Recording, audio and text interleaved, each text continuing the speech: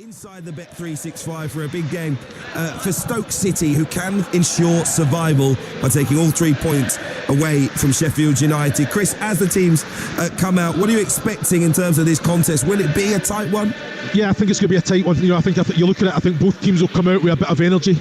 I think Stoke City will have to react from what was a poor performance. They need to get these fans on board and then use that buzz to get the levels of performance in. I think Sheffield United, the players coming in, they've got a point to prove. They want to be very much involved in the next few games as well, so they've got to go out and showcase what they're about to the manager and obviously get the result as well. And you know what those home fans are like. Is it a night for them to push their side to survival? No, the fans have been excellent. Honestly, the fans have been excellent as of late, but that's down to the players taking a bit more responsibility out on the pitch and getting the performances, even more importantly, going and getting the results as well. So it's important that they start well, especially after Monday. Just get on the ball, showcase what you're about, create some chances, get the buzz around the place, and then kick on from there. Intriguing to see what Sheffield United do once again tonight. They look like they're lined up with a 4-4-2. Campbell and Moore as their front two. It's two bouncers outside your local nightclub, isn't it? You don't want to be taking on those two tonight. I'll leave it to the defenders of Stoke City this evening. I'll leave you with our two bouncers. Chris Uwalubo, the former Wolves and Stokes front man, alongside Talksport's Adam Bridge, for two sides with very different targets in the Championship tonight. Staying up versus going up. Yeah, thank you very much, Hugh. If your name's not down, by the way, you're definitely not coming in, I think that's for sure. 3 more points from the final 2 games sounds simple enough, doesn't it? But Monday's demolition by Leeds leaves Stoke's Championship status still in doubt. A well-timed turn of form, securing 11 from 15 points, looked to have swept Stoke clear of the Championship trapdoor. But that beating from Leeds and the collective win from those at the bottom have reintroduced an element of peril. And when you're talking about peril, Sheffield United are going to try and successfully navigate the playoffs for a first time in 10. Garnering the spirit that has driven them to 27 league wins will be vital if they are to finally end their playoff hoodoo. And it's been made very clear they want to finish on 92 points this season. They currently sit on 86 to prove just how good they were, and the fact that the two above them, who could potentially both end up on 100 points, were exceptional Championship promotion candidates. Across the next 90 minutes we'll find out if Stoke's season will still be alive when we head into the final weekend, and Sheffield United can get that momentum to take them towards potential playoff glory for the first time.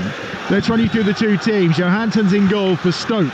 It's Junior Chamadou at right back, Phillips, Wilmot and Gooch across the back, Pearson and Berger in midfield, with Manhoff, Baker and John Hobey supporting Sam Gallagher up top. As for Sheffield United, Cooper in goal, Sariki, Holding, Robinson and McCallum, Chowdhury and Souza in central midfield, O'Hare, and we think it'll be Brewster the wide players, with Campbell and Moore up top. Decent benches, particularly for Sheffield United tonight. The Stoke City subs are Bonham, El Hamadi, Kumas, Seiko, Laval, Gibson, Moran, Wilson Esbrand and Lowe. And for Sheffield United it's Davies, Gilchrist, Burrows, Ahmed Hodzic, Cannon, Brooks, Ryan One, of course, is one of who's not appeared for the last few weeks, Sidney Peck, and Jefferson Caceres, who they signed, the Peruvian 18-year-old who they signed in February, who appears in the matchday squad and is yet to make an appearance for Sheffield United.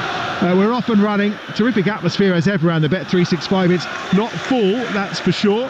There's a decent contingent of travelling Sheffield United supporters on that far side, and it's the traditional red and white of Stoke City on their jerseys, white shorts, white socks, and it's different shades of green today for Sheffield United. The darker green on their shirts, lighter green on the shorts and lighter socks. Give me a turquoise actually.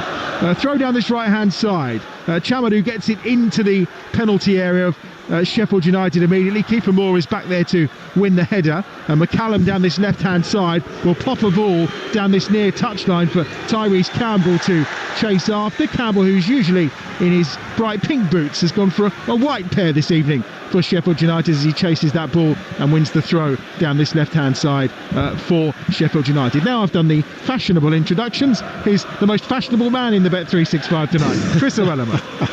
No, it's been a good start, Stoke City, in that attacking third, good quality going into the box. Sam Gallagher, it has to be good quality. He'll go and win his aerial duels, he'll bring other players into play. We've got to see McCallum, excellent little ball from Sheffield United down the left flank. Tyrese Campbell's always going to be asking that question in behind, but Ben Pearson had the intelligence to kind of follow him all the way and dealt with that, nullified that threat. Junior Chamadou will have the throw for Stoke City then from just outside the edge of their own penalty area on this right hand side. You know what the atmosphere here is like. It's not full, but boy, they're making some noise tonight. Yeah, and it's important. I think there has been a few comments. The fans have a big part to play. Usually it's quite a hostile. The fans can kind of jump on the players when they make mistakes. They have to be big enough and take responsibility of that. That's brilliant from Vinny Souza there. He's won the ball down this left-hand side. He actually kept the ball up with keepy uppies for about 4 or 5 times. No one made the challenge. Then as O'Hare tried to poke it back to him, it just strayed into an offside position, and it gives Stoke a free kick around the edge of their own penalty area. It'll be taken by Victor Johansson in goal for Stoke City away to our left-hand side today. Most saves in the Championship this season. He's started all 45 Championship games, and he's been an absolute linchpin of this Stoke City side, hasn't he? Yeah, he's absolutely outstanding, isn't he? I think you look at his distribution, organiser, captain as well, just leads by example. Man off chasing after that down this near side. It's cleared away by Robinson. Header won by Hamza Chowdhury, who's back in his preferred position in central midfield alongside Vinny Souza today for Sheffield United. Amongst the 6 changes that have been made by Chris Wilder today, 6 personnel changes. Shape-wise, it very much looks like it's going to be Campbell and Moore up front. So this sudden switch to a bit of a 4-4-2 that we perhaps didn't expect against Burnley, but looks like Chris Wilder is quite fancying this as a formation. Yeah, well, you look at the pairing as well. I think Kiefer Moore needs to get the minutes in the legs, get the sharpness up. And I think Tyrese Campbell has that understanding, will be floating around him, gambling in behind every opportunity. It's just about the quality from back to front. At the minute, Stoke City, every time they get the ball, I think they're looking to kind of play the ball to Gallagher. I want them to try and play. If it's on to play, get the ball down and play short. Invite Sheffield United out, and then that creates a little space he's in behind for Manhoef and Beijing-Ho. Siriki on that far side, just trying to gather possession in the middle of the park, and it's picked up in the end by Beijing-Ho on that far side, who has made more tackles than anyone in this Stoke City side this season.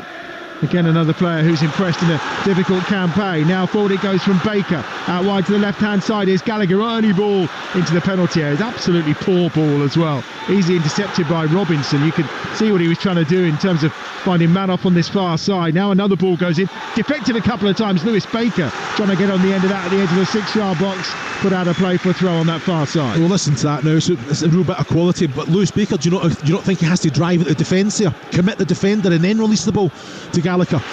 I think he's driving, he passes the ball to Gallagher, then he's breaking his neck to get in the box here. He hasn't affected that defensive unit in front of him at all. Gallagher signed from Blackburn in the summer, of course. Just the 3 goals in his 20 appearances. Keeping him fit's the biggest issue for any Stoke boss, isn't it? Well, I was here the game before the season started against AZ Alkmaar, and he pulls his calf in that game, and straight away it's a big signing. It's a player that's going to come in and influence the way that the identity of Stoke City. So it's a massive blow. Fitness was never his strong point at times for Blackburn either. And here's the corner on that far side, right-footed, swung in, edge of that 6-yard area, headed away well that time by I think it was Brewster who got it away initially, and the driven shot comes in from the edge of the penalty area by Beijing-Ho. And now the counter's on, and it's with O'Hare down this left-hand side. Looks to clip it forward where he finds Keitha Moore. Keitha Moore down this left-hand touchline, being tracked all the way. And in the end, Jared Gillett, who is our referee this evening on loan from the Premier League, penalises Moore for a shove in the back. And it will be a free kick for Stoke City. Yeah, well, it's quality from Sheffield United going forward. Callum Hare and Kiefer Moore linking up well, but Ashley Phillips, Stoke City, he comes across. He doesn't dive in, it just kind of keeps that pressure on. As soon as Kiefer Moore tries to kind of run him, he just gets his body in between ball and man. Fantastic defending. Phillips has started 33 of his last 34 here on loan from Spurs. Had some time at Blackburn as well, and loan at Plymouth last season too. Very impressive for a 19-year-old in terms of centre halves. He's been excellent for Stoke since he joined them. That's headed away at the edge of the penalty area by Siriki after a long ball forward that Bae Jun-ho was trying to get onto the end of, and it's cleared away from the edge of the penalty area. Phillips insisting that there was a foul, but Wilmot gets it out as far as Chowdhury. Chowdhury's midway inside the Stoke City half, greeted with a boo. Here's Robinson into the feet of Rob Holding. Only a third start in a Sheffield United shirt for him as he put it out to Sariki on that far side, but again it's good work that time from Bae Jun-ho as he comes off of him and out of play for a throw on the far side for Sheffield United. Yeah, Stoke been very impressive without the ball. You know, that defensive line staying high, what does that do? It allows that midfield to kind of put the pressure on, give the information to the front three, front four to go and press and really force the issue. Sariki never really had the quality because Bae Jun-ho's right in his face, not giving that opportunity. Sariki on that far side again, giving that ball short infield. Oh, it's been given away this time. Now the counter's on. Manoff charging forward out wide to Gallagher. Left hand edge of the penalty area onto his right foot. That's a better cross towards Baker. It's headed away that time by McCallum, and it had to be. Excellent delivery from Gallagher, who's now made his way into the box once more. That's helped on its way by Manhoff. Chamadou tries to get it over, but again McCallum will clear the ball away from the left back position for Sheffield United on this near side and doesn't quite get it into touch, and it's put out of play this time by Ben Wilmot, and it will be a throw on this near side for Sheffield United. But all the early attacking intent and quality is coming from Stoke City. Yes, it is. Now fantastic quality as well, you know, winning second balls, you know, that decision making, that final pass, the ball in from Gallagher was excellent, you know. I think, and it's just about keeping it alive, but as soon as it's defended well and they've cleared the area, Sheffield United, it's Stoke City that's picking up the second balls, and that's what we want, keeping the pressure on. Chamadou, I'd rather him just put the laces through it, either have a go at goal or fire it across the face of goal rather than the little back heel flick. Kind of took the momentum out of the attack. Stoke sitting 4 points above that bottom three, so 3 points from 2 games required for ultimate safety. There are a number of results tomorrow that, if they happen, mean that even if they did lose tonight, they could find themselves with their championship status intact. There's a foul here, and that's going to be a free kick for the challenge on Robinson, signalled by the assistant on this near side, and it will be a free kick for Sheffield United about 10 yards outside their own penalty area. 4th championship game of the season, this for Jared Gillett. The last one was back in January. That was West Brom's demolition of Portsmouth at the Hawthorns, of course. And here's the free kick, which Robinson is going to take left-footed for Sheffield United. Tries to swing it to the far side where he was trying to pick out Rhian Brewster, who's been quiet so far. You've got Kiefer Moore up top. Why are you trying to switch play and put it out to the other side? Jack Robinson, that's what you've got. You've got the big man, little man. Use him, give him the quality. McCallum on this near side, most used sub this season for Sheffield United. Only an 8th start for him. The last was against Luton in February. Came on and certainly tried to play his part against Burnley in the latter stages on Monday night, ultimately to no avail, but probably did enough to convince Chris Wilder to give him a start. Here's O'Hare, gets that one into Tyrese Campbell against his former club, and it's a good save by the legs of Victor Johansson that time. Excellent work from O'Hare, and perhaps Campbell should have done a little better. Yeah, I thought he was just going to lift it, but in fairness to Victor Johansson, he's come out, made himself big, and he's threw himself at it. You know, fantastic bit of quality. Weight of pass from O'Hare as well was outstanding. Just shows you cannot allow the likes of Callum O'Hare to, and even Vinny Souza as well, to get the ball and face up that defensive unit. We talk about the curse of manager of the month and player of the month. Tyrese Campbell was the championship player of the month back in March. The form since, no goals in 5. Was former Stoke City man, having the best season of his career, having hit double figures for the first time for Sheffield United. Now on this left-hand side with possession is McCallum again. Goes back to the feet of Robinson, and Cooper away to our right-hand side is in sight of Dean Henderson's record of 21 clean sheets in a season for Sheffield United. That was back in 2018-2019. Kiefer Moore's helped that ball over towards the edge of the penalty area, but the referee is going to pull up play anyway for a foul, and I think it's Chamadou who's down and needs some treatment. Yeah, you know, I think Kiefer Moore won that first aerial. Joe flicked it on. Campbell's alive to it, and I think it was just a come together with Campbell and Chamadou. And look at this one on the monitor. To be fair, I think he's just offside as well. The little one in behind from O'Hare to Tyrese Campbell, but it wasn't given. Yeah, my initial thought was that he looked like he'd just gone a little ahead of the play, but the assistant on the far side kept his flag down. Yeah, listening to Talksport 2, we are 11 minutes into the game. It's the EFL Championship live, and it remains Stoke City 0, Sheffield United 0. Forget we've got more live Championship action for you tomorrow lunchtime. That huge game we were talking about between Luton Town and Coventry City is live on Talksport 2 for you, and that's starting the build-up for that at midday tomorrow. First of our live football options across the weekend, of course. We got Premier League action for you and FA Cup semi-final action for you as well. Both of those from Wembley are live across Talksport. I'll fill you in on those in a little moment, because Michael Cooper's got some work to do here at the edge of his 6-yard area, putting under a little bit of pressure by Gallagher, but gets it out wide to this left-hand side where McCallum is there, and then Kiefer Moore just tries to spin it round the corner. He didn't do it very well. A little shove in the back that time from Shamadou into O'Hare, and it will be a free kick for Sheffield United. There's just no need. You know, he's done his job. Callum Hill, he's taken his touch away from goal. Shamadou's there in position. As soon as you put the hands in the back, you're giving him an easy option. Throw into a free kick taken quickly, all the way back for Sheffield United. And Rob Holding with a chance to bring it forward. Both of his starts so far prior to today come at Bramall Lane, the last of which was in that game against Cardiff last Friday night. Forward to the feet of Campbell on halfway. Couple of boos, but not too many from around the Bet 365. I've seen worse receptions for former players. Yeah, he's one of them. You know, I think his contract run out. Sheffield United got him on a free, which is it's an amazing signing for the player that he is and the quality he is. But I think he just needed a change. You know, he'd been here a long time, come back from a very, very long, terrible injury, and just wasn't quite the same player. Yeah, 36 goals in his 164 games for Stoke. Kiefer Moore's there, chesting it down despite his shirt being pulled, and Campbell gets the shot away, takes a deflection and spins beyond Johansson and out for a corner. Well, it's a nothing ball in there, isn't it, that Kiefer Moore controls on his chest and brings down for Campbell, but there's a real understanding between the two. Every time it goes up, Campbell's just hovering around, feeding off the back of him, off the front of him. The relationship's very, very evident. It's probably no surprise that it was blocked on that occasion by Phillips. He's got the joint most blocks in the Championship this season, and he's added another to his tally. Well, that's it. He's seen the danger, didn't he? Threw himself at it.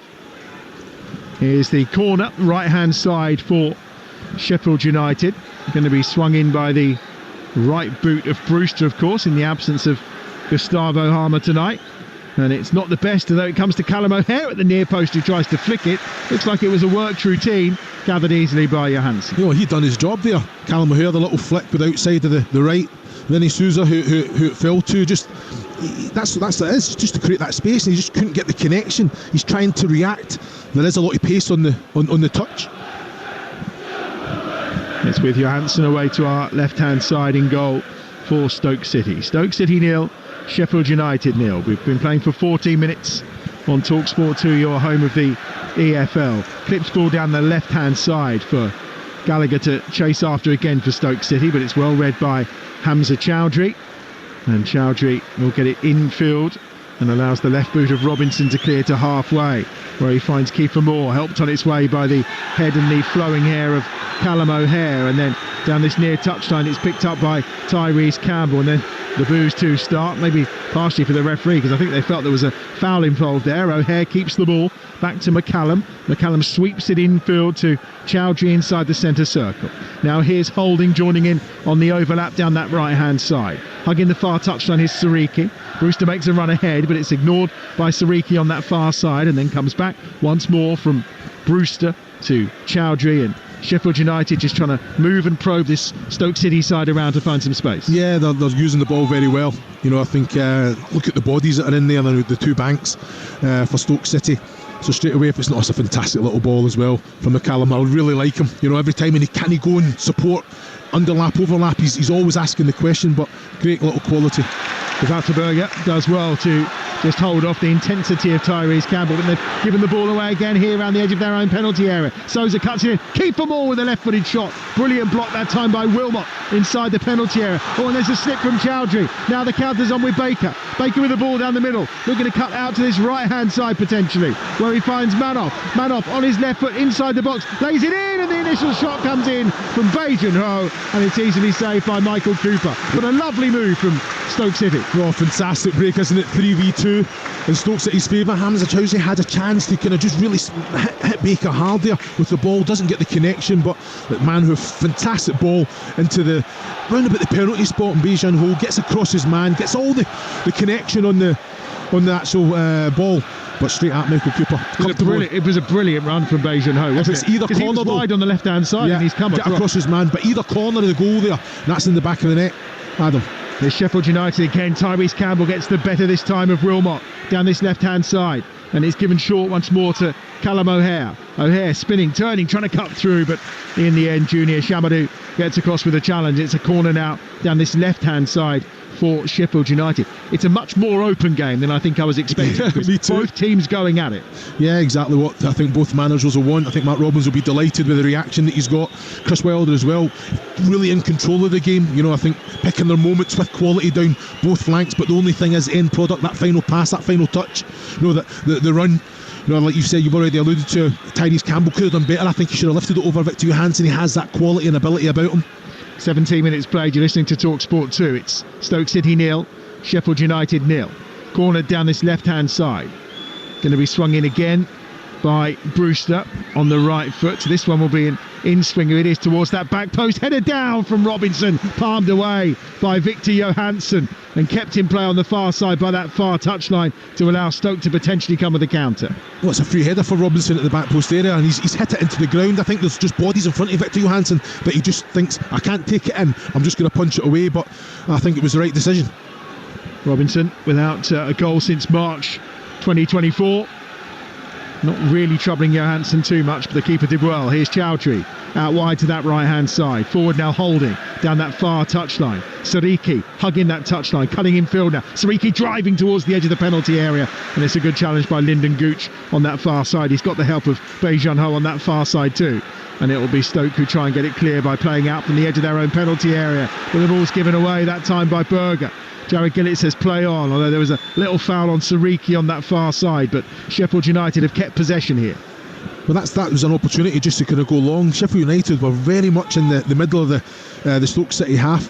Millie Manhoef's asking the question when it's Gooch that's got ball. That's when he just has to put the foot through it. There's so much room for error there, Adam. Just get it into the Sheffield United half. Millie Manhoef's got the legs on him to get in behind as well.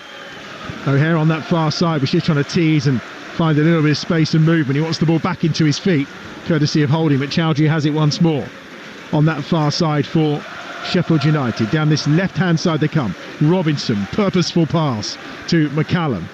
Just almost has to set his body before he hits it, does Robinson. And now he'll just lay it off to Holding, and they're deep inside their own territory again here, Sheffield United. Now they go long down that right-hand side. No offside. Sariki away on that far touchline, being closed down by Lyndon Gooch. Sariki's got the ball at feet, going towards the byline. It goes down inside the box from Gooch's challenge. The referee shakes his head and has no interest. Well, I think it's good defending. You know, I'm going to have a look at it in the monitor, because you look at the player's reaction as well. For a moment. I did thinking, what's he doing?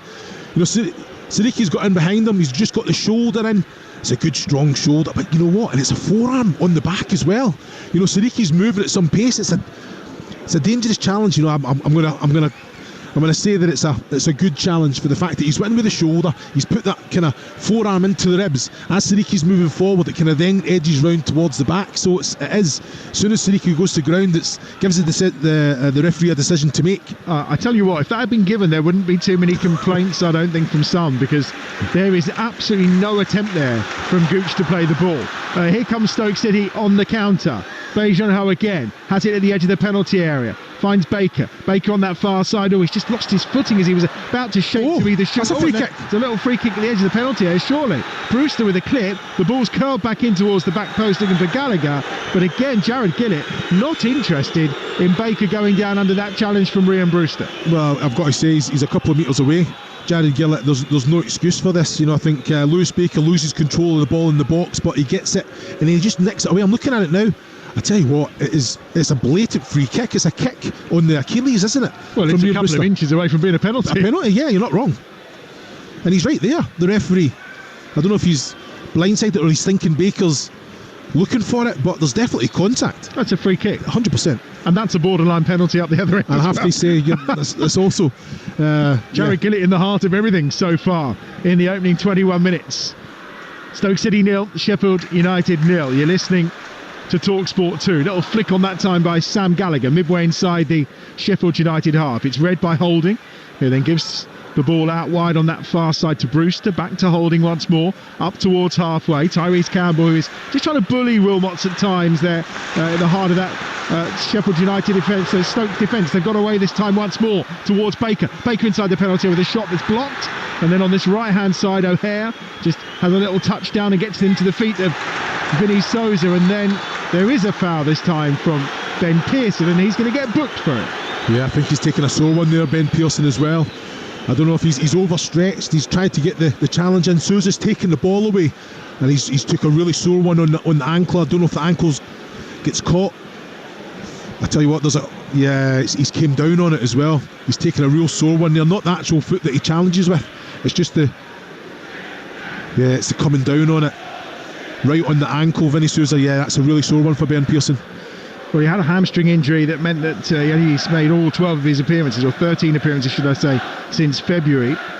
Third start in a row here for Pearson, but he's down, requiring some treatment down in front of us right now. The former Manchester United youth man as well, but he's in the book. First of the game, Jared Gillett very much in the heart of this game. Tomorrow lunchtime, as we mentioned here on Talksport 2, we'll be in the Championship again. Luton Town desperate to survive. Coventry City trying to secure their spot in the playoffs. That game is live for you from 12:30 tomorrow lunchtime here on Talksport 2. Over on Talksport, we've got exclusive Premier League commentary, and that's Chelsea against Everton. Chelsea trying to chase down a place in the Champions League, of course. That gets underway from 11. The build-up on game day exclusive tomorrow over on Talksport. That's followed at 2:30, of course, by Game Day Live with Adrian Durham. He'll have all the goals as they go in from the Premier League and the EFL tomorrow afternoon.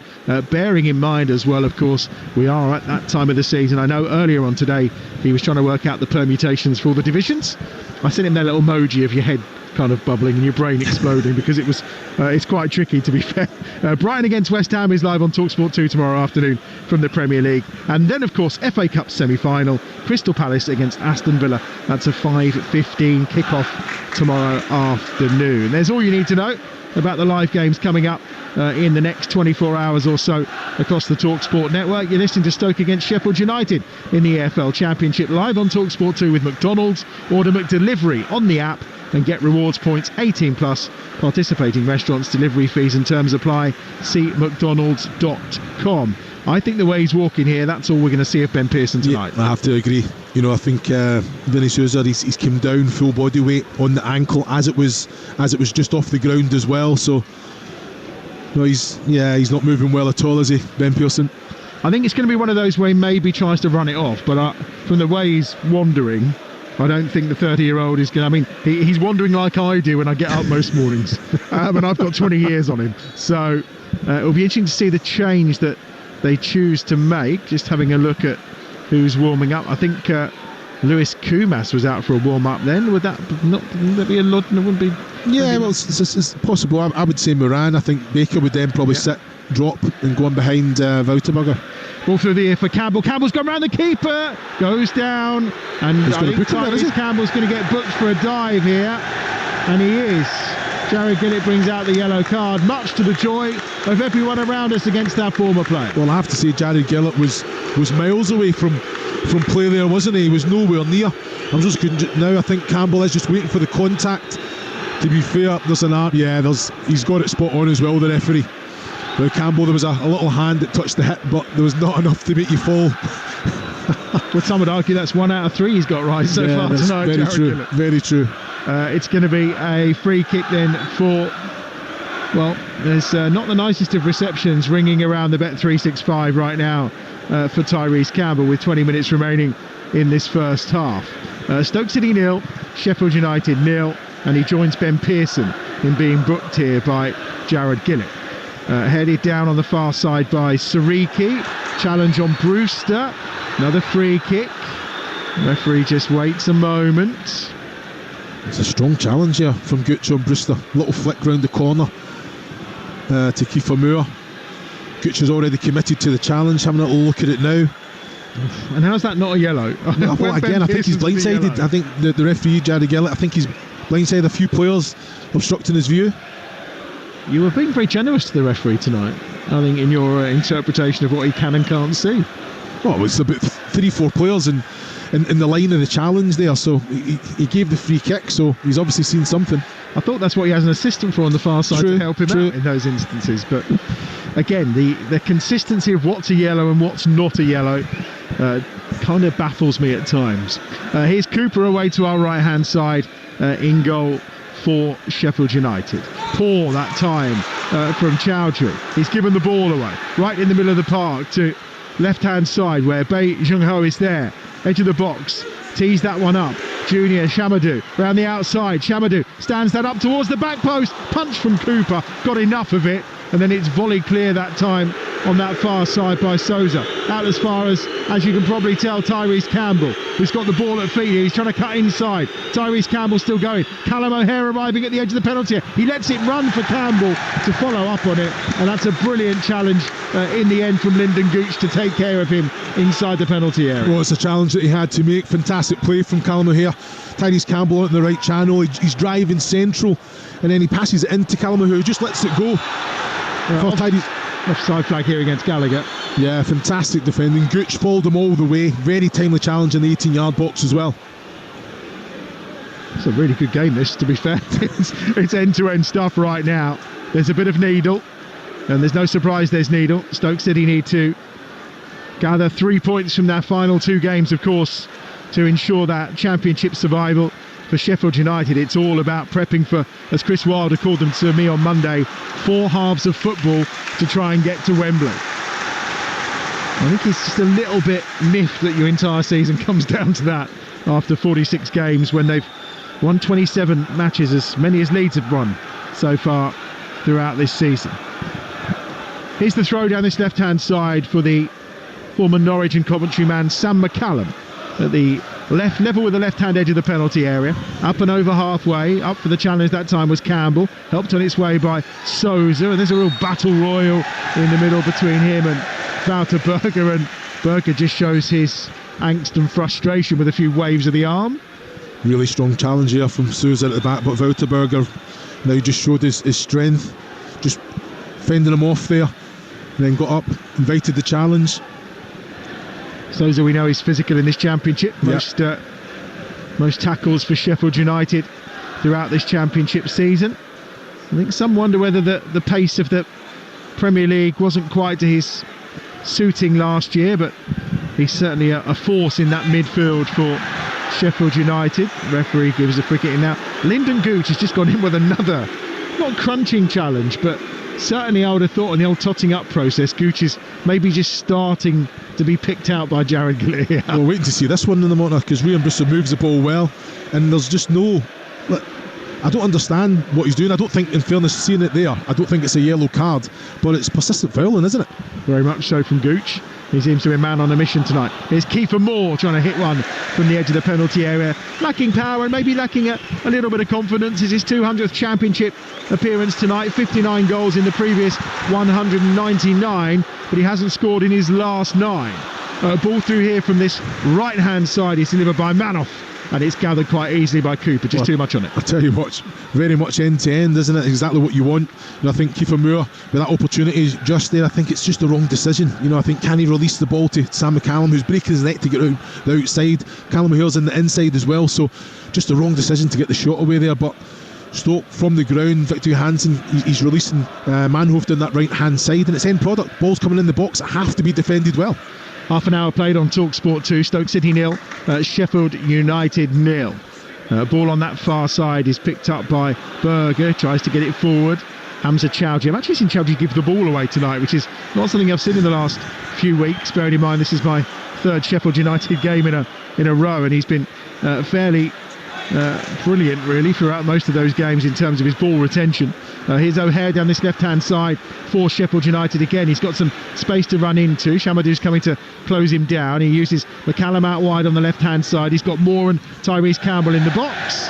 And that's not dissimilar to a cross that McCallum produced against Burnley on Monday night. It's straight behind and troubling nobody. Yeah, under no pressure whatsoever. You know, I think excellent energy to get up beside O'Hare, but then that's when you just want to kind of touch out your feet. I think he's caught in two minds. Keep possession of the ball, give it back to O'Hare, but I think the ball was on just to feed it in there behind the last defender and goalkeeper for likes of Moore or Campbell to go and attack.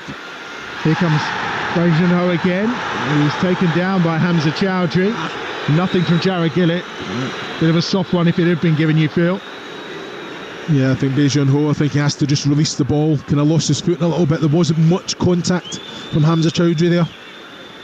I wonder if we're going to see a change here for Stoke City. Left-footed ball swung out by Robinson to the far side. Brewster tries to get on the end of it but can't manage it. And there is a change coming here, and I'm going to assume it's going to be Pearson. Yeah, he has. He's been hobbling. So I think it's just one of them. He's tried to run it off, but just can't really kind of get into the game. So disappointing. He has so many injuries as well. Such an important player with the experience that he brings as well. Just an opportunity now for Lawal to come on and influence the game. Yeah, Bosun Lawal is the player, the former Celtic man. He's going to enter the fray into the heart of that midfield. All of his Stoke appearances have been as a substitute. He hasn't actually started a game since against Fleetwood back in April 2024. But he'll go into that midfield in place of Pearson, who unable to run off the after effects of that ankle injury, kind of caused by himself when he committed a foul and picked up a yellow card. Yeah, I think Baker will just drop in, so he sits beside Wouterberger, and Lawal will just sit in front, and he'll be going back and forth helping, but can he influence the game in that attacking third? He's immediately gone in to try and win a header against McCallum inside the centre circle and did pretty well as Lawal. And it's picked up again, this time by Hamza Chowdhury, who just drops between those two centre halves of Robinson and Holding. A lot of experience between those two. Holding just cleverly sends Gallagher and then clips the ball out wide to this left-hand side. It's a lovely switch of play from Rob Holding to bring McCallum into the game. Short here to Callum O'Hare, who's incredibly busy, always a diminutive figure, just busy running with the ball at his feet. It's when he looks at his most comfortable, when he's got a ball attached to that right foot of his. Sariki on that far side in short here to Brewster. Brewster right-footed ball swung over towards Kiefer Moore. Oh, and it's a missed challenge by Shamadou, and it almost fell to Moore inside the penalty area, but on the ground, Shamadou's down there. Get it clear, only half clear though. It's O'Hare inside the penalty area, right-hand side by the 6-yard box. Holds the ball up, turns, pulls it back, nearly comes to Tyrese Campbell, but the boot is stabbed in that time by Berger, who's back there, and then it spins out on that far side, and Stoke City will get it clear, but only as far as Vinny Souza, who's under pressure from Gallagher. Souza is forced backwards, but he keeps the ball alive well. And now out wide to that right-hand side, and on halfway, it's picked up again into the centre circle by Robinson, who will lay the pass out to McCallum on this near side. Back to Hamza Chowdhury. Lawal tried to get involved but couldn't quite get there, and Sheffield United will build from the back again as we approach the 34-minute mark here on Talksport 2. 0-0, poor first touch from Kiefer Moore and cleared away easy by Phillips. Sam Gallagher, I think he's been a little bit too honest. He's dropping really deep into that kind of midfield when Sheffield United are in good possession. I think sometimes as soon as in that transition Lyndon Gooch got the ball, he's got to try and stretch the pitch. He's got to be an outlet. There's no pass. Everything that they're trying to play out from the back, and like you say, Sheffield United are picking up all those second balls. Yeah, very much doing well when it comes to gathering second possession. Yeah, and it just gives them the edge. But it's still 0-0, just over 10 minutes remaining of this first half. You're listening to Talksport 2. Of course, as well as all that football we've got for you tomorrow. Great live boxing for you tomorrow night on Talksport, as well as crunching challenge on Lawal, and then it's being picked up this time by Manhoff, but he's gone down too. Now Lawal has the ball at his feet, sips it in the box, and again Manhoff goes chasing after that ball, but it's a crunching challenge from Robinson, who puts it behind and out of play for a corner down this right-hand side to Stoke City. Some excellent challenges there. Lawal just showed a little bit too much of the ball, and it's McCallum that come through. Good, strong challenge, fair. To be fair to Lawal, just gets up and gets on with it. Gets the ball, great way to pass to Million Manhoof, who's running into the box down the right-hand side. And Robinson taking no prisoners. If you go to ground there, you have to make sure you get the ball. Yeah, and it's one of them. Million Manhoof, such that low centre of gravity, can manipulate the ball. I think it's a danger going to ground so easily.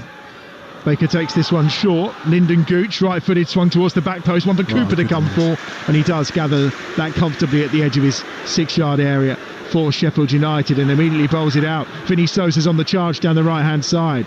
Lowell is following him on that far touchline. He now needs some support, which arrives in the form of Sariki, who slides in for the challenge and wins it first time. But again, I think the physicality of Lowell is going to be welcome in this game, as he's won the ball on that far side off of Vinny Sosa, and Lowell now has it on halfway. Sosa goes chasing after him out wide to the far side, where Bae Jun Ho is collecting possession, and Stoke City have it again with Gooch, and will play it out from the back. I'm telling you now, just have a look at Lowell. Will be breathing very, very hard. I think you as a substitute, you warm up, you do your sprints and all that, but then you come into a game and it is, it's non-stop. He's seen a lot of the ball already. Vinny Souza, what a terrible ball, hospital ball it was for Sariki there, isn't it? And he still went and competed and contested for it. Ball back with the feet of Victor Johansson away to our left-hand side. 750,000 he cost from Rotherham. Been a really good pick-up for Stoke City. I guess there'll be a question mark as to whether he's here next season or not, or whether he's the kind of player they may need to cash in on if they're going to try and rebuild the squad. Yeah, I think it is. I think players have to be sold if there's going to be investment. Probably better off spend more money if they go down to League One. McCallum gets that to O'Hare. O'Hare tries to deliver, but it's a poor ball into the penalty area. He's looking for the onrushing Brewster or Campbell or Moore, who are all waiting inside the box, but he has won his sided corner down this left-hand side. Yeah, he's seen a lot of the ball. O'Hare, he drifts everywhere. He has that kind of free roll, but on the ball, the movement, the little positions that he picks up, and then on the ball as well, he just has that eye for a pass. And it was the right thing. He had to kind of go to ground to get the cross in, but it had to be defended well. Hasn't scored since the 8th of December, Callum O'Hare. It's his 250th career appearance. Made his debut against Colchester when he was playing for Aston Villa, of course. Here's the corner down this left-hand side. Brewster is again going to deliver it, swings it in, and in the end it's headed goalwards by McCallum and in! And Sheffield United lead, and it's Sam McCallum with his second championship goal of the season. He's nodded that in from close range, and it's an error really from the substitute, Bosun Lowell. He's headed the ball back across the goal, and McCallum has arrived at this near post, and it's an unstoppable header past Victor Johansson, and it gives Sheffield United the advantage with 38 minutes played here. It's Stoke City 0, Sheffield United 1. Yeah, it's an excellent ball. He's getting marshalled well the while there. Never really knew a lot about it. Took a little bit of flick off a defender just in front of him, so he just kind of reacted to it. Just trying to see who got the initial flick. Is it Robinson? And I tell you what, he's just reacted to it, put it back across. Then all McCallum has to do is basically just put as much power on the header as he possibly can towards it. Took a little bit of a nick off Wouterberger as well, that just takes it away from Victor Johansson there. Johansson got his hands to it, but could only palm it into the top of the net. And McCallum, one of those changes made tonight by Sheffield United, delivers for Chris Wilder. And he scored a goal against Hull in December 23.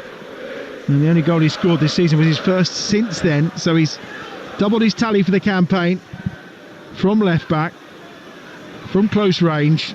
Couldn't really miss, you would argue. Here's Gooch now trying to pull Stoke City back on terms here. Right-footed ball swung in towards the edge of the penalty area. Sariki blocks it out. Bae Jun Ho on that far side, short to Lowell. And it's back across to Baker in the central area for Stoke City. Out wide, Baker pushing the ball once more. Gooch is still out there trying to help out, but it's found its way back this time to Berger. Berger, left-footed ball clipped in, and it's just poor. It's straight down the throat of Michael Cooper away to our right-hand side. Yeah, I think as soon as Berger kind of gets his head up and drives forward, he's tried to lift it over. I think he has to go into Lowell feet or Gallagher feet, Manhoof feet. That's what it is, and then going up in support. He's lifted it over there. There's no room for error, and when you've got a goalkeeper like Michael Cooper, he just comes out and claims that comfortably.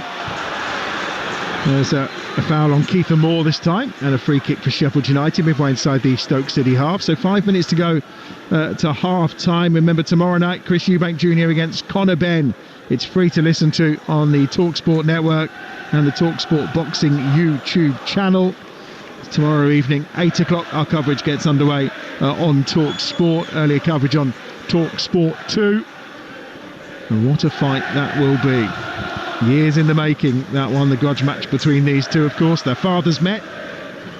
Chris Eubank was victorious in one, and there was a draw in the other against Nigel Benn, and I think Nigel Benn's always wanted his son to take on Chris Eubank Jr., and that moment is coming tomorrow night from the Tottenham Hotspur Stadium. You're very excited about it, aren't you? I'm looking forward to it. You're also astonished about the fine he got today for missing the weight, but there we go. 0.2 ounces. I know, 300 grand. I mean, £375,000. Crazy. Brewster clips that one in, nodded away. Comes to McCallum at the edge of the box, who fires a shot that's looping and will be gathered by Johansson on the far side. Now he can't pick it up because it's spun outside the box, and he was under a bit of pressure from Tyrese Campbell. He does get it out, and Lowell on that far side is going to be fouled by Robinson, and it'll be a free kick for Stoke City midway inside their own half. In fairness there, Vinny Souza knew straight away. Little apology to Lowell. Fantastic little turn as well. You know, I don't think he should have received the ball there. Wouterberger has to go a little bit longer. You know, that's why Gallagher, he's stretching the pitch, you know, and when they're in good possession, he gets in between the two centre-backs of Sheffield United. That's the outlet. So nerves a little more shredded here now that Sheffield United have got themselves in front. I mean, they've been pretty good away from home this season. That's not a pleasant challenge. That's came out the little black book, hasn't it? How many times has Ryan Brewster been kicked by Gooch? Yeah. And he's just left it in, and to be fair, the referee's kind of... He's almost said, OK.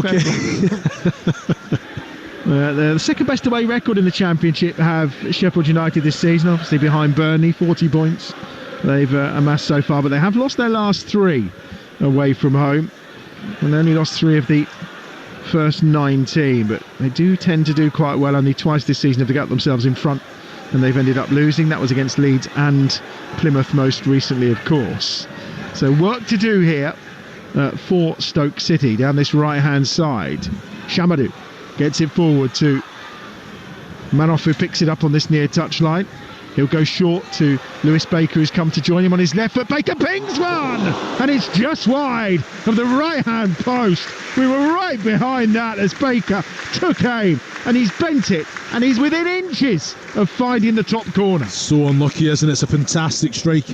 Michael Cooper was scrambling. I tell you what, not far away at all. Fantastic ability from Lewis Baker.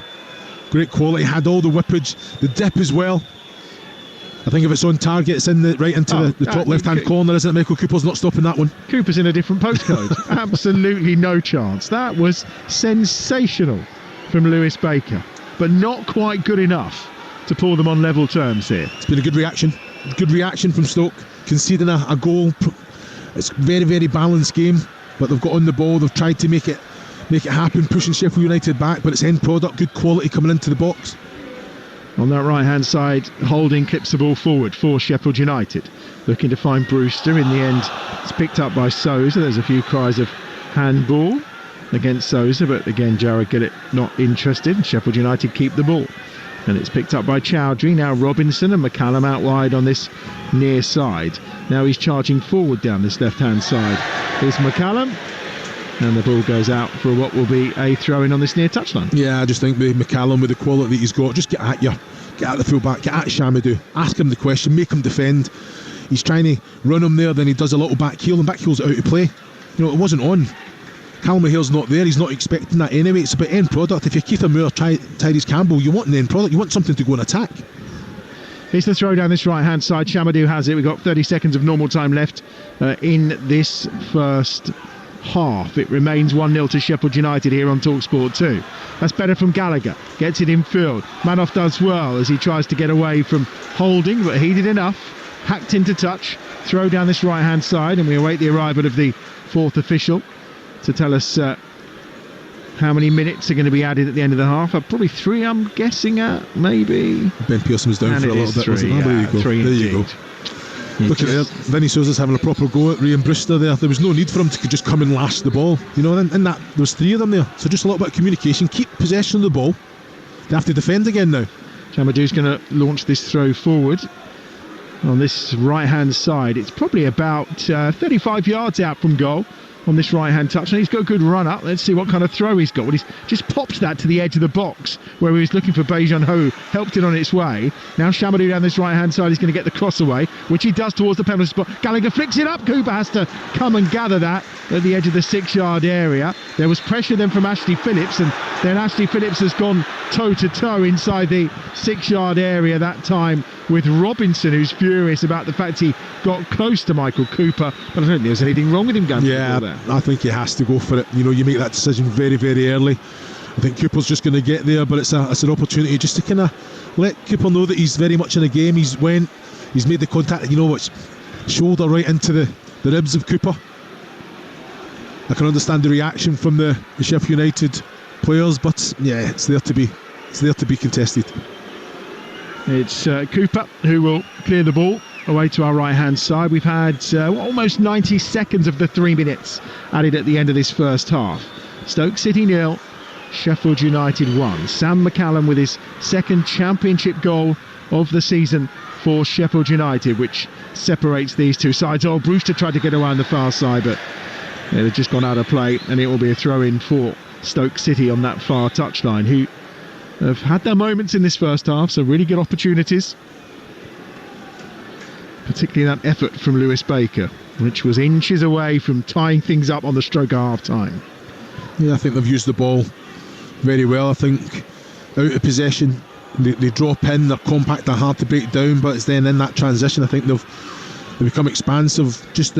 I'd like to see Manhoef influence the game a little bit more. He wants the ball, he's asking that question in behind, they just don't seem to deliver it. You can see the frustration. Mark Robbins is stood in his technical area, arms in pockets. Chris Wilder a little more animated in the Sheffield United side, just to the left. Here is Manoff on possession, tries to slip a ball through to Gallagher, who gets a touch on it with an outstretched left boot, but he was always kind of chasing a bit hard to get anything on that, and in the end he just steers it into the arms of Michael Cooper. Do you not think that was a near perfect ball? I don't think Gallagher has to stretch for that. I think it's going to make it. I think he can actually just get in front of his man. He actually knocks it to Cooper. It was an excellent ball, great pass into Manhoef as well, takes it on the turn and he's driving it to defence. But that's what you want, asking the question in behind, playing on the shoulder. Here comes Chamadou again down this right hand side, gives it away. Here's O'Hare up towards halfway, he's got two round him, he's fouled. That'll be a free kick, and this will be the last action of the first half. You feel we've had the 3 minutes added on by Jared Gillett, and indeed he says let's not bother with that free kick, let's just head down the tunnel away to our right hand side. Action packed first half here at the Bet 365. Anyone who thought, well, there's not too much riding on this tonight apart from a glimmer of Stoke City potentially still being in that relegation battle, very much mistaken. A feisty affair, potential penalty at one end, you felt, for Sheffield United, a foul right on the edge of the box at the other end for Stoke City, neither given by Jared Gillett, but then a goal coming from the head of Sam McCallum after Brewster's corner was flicked on initially by Robinson, headed back across goal by instinct by Bosun Lawal, the substitute that come on for Stoke, and McCallum couldn't miss from around 3 yards out. Lewis Baker going closest for Stoke City in the closing stages of the half with an absolute beauty that looked destined for the top corner. And it means at half-time here at the Bet 365, it's advantage to Chris Wilder's side. Stoke City 0, Sheffield United 1. Yeah, for those of you that have tuned in to hear Stoke City guaranteed their survival with a victory tonight, it isn't going their way on the scoreline, but there has been plenty of fight, plenty of endeavour from the home side. Chris Uwalumo picked the bones out of that first 45 minutes. Yeah, I think Matt Robbins will be disappointed. I think gave a very good account of himself. The reaction I think he would have wanted after a very, very poor showing on Monday. That with the ball they've been decent, real moments of real quality without that cutting edge and that attacking third, but without the ball as well, being solid, defensively sound, and then just an error, isn't it? I think it's takes a little nick. I think it's off holding, and it comes off Lawal, puts it right back across, and McCallum does what he has to do, just make sure he hits the target, and then I think it's a little nick off Wouterberger that takes it away from Victor Johansson. So they've reacted well from that. They've come back into the game, used the ball, really kind of put Sheffield United on the back foot. The positive side, I think, for Chris Wilder, they've went out and end-to-end used the ball well. I think they've probed, they've recycled it, they've tried to create things down both flanks as well. If you're going to be overly critical, I think the quality coming in from both flanks has to be a little bit better.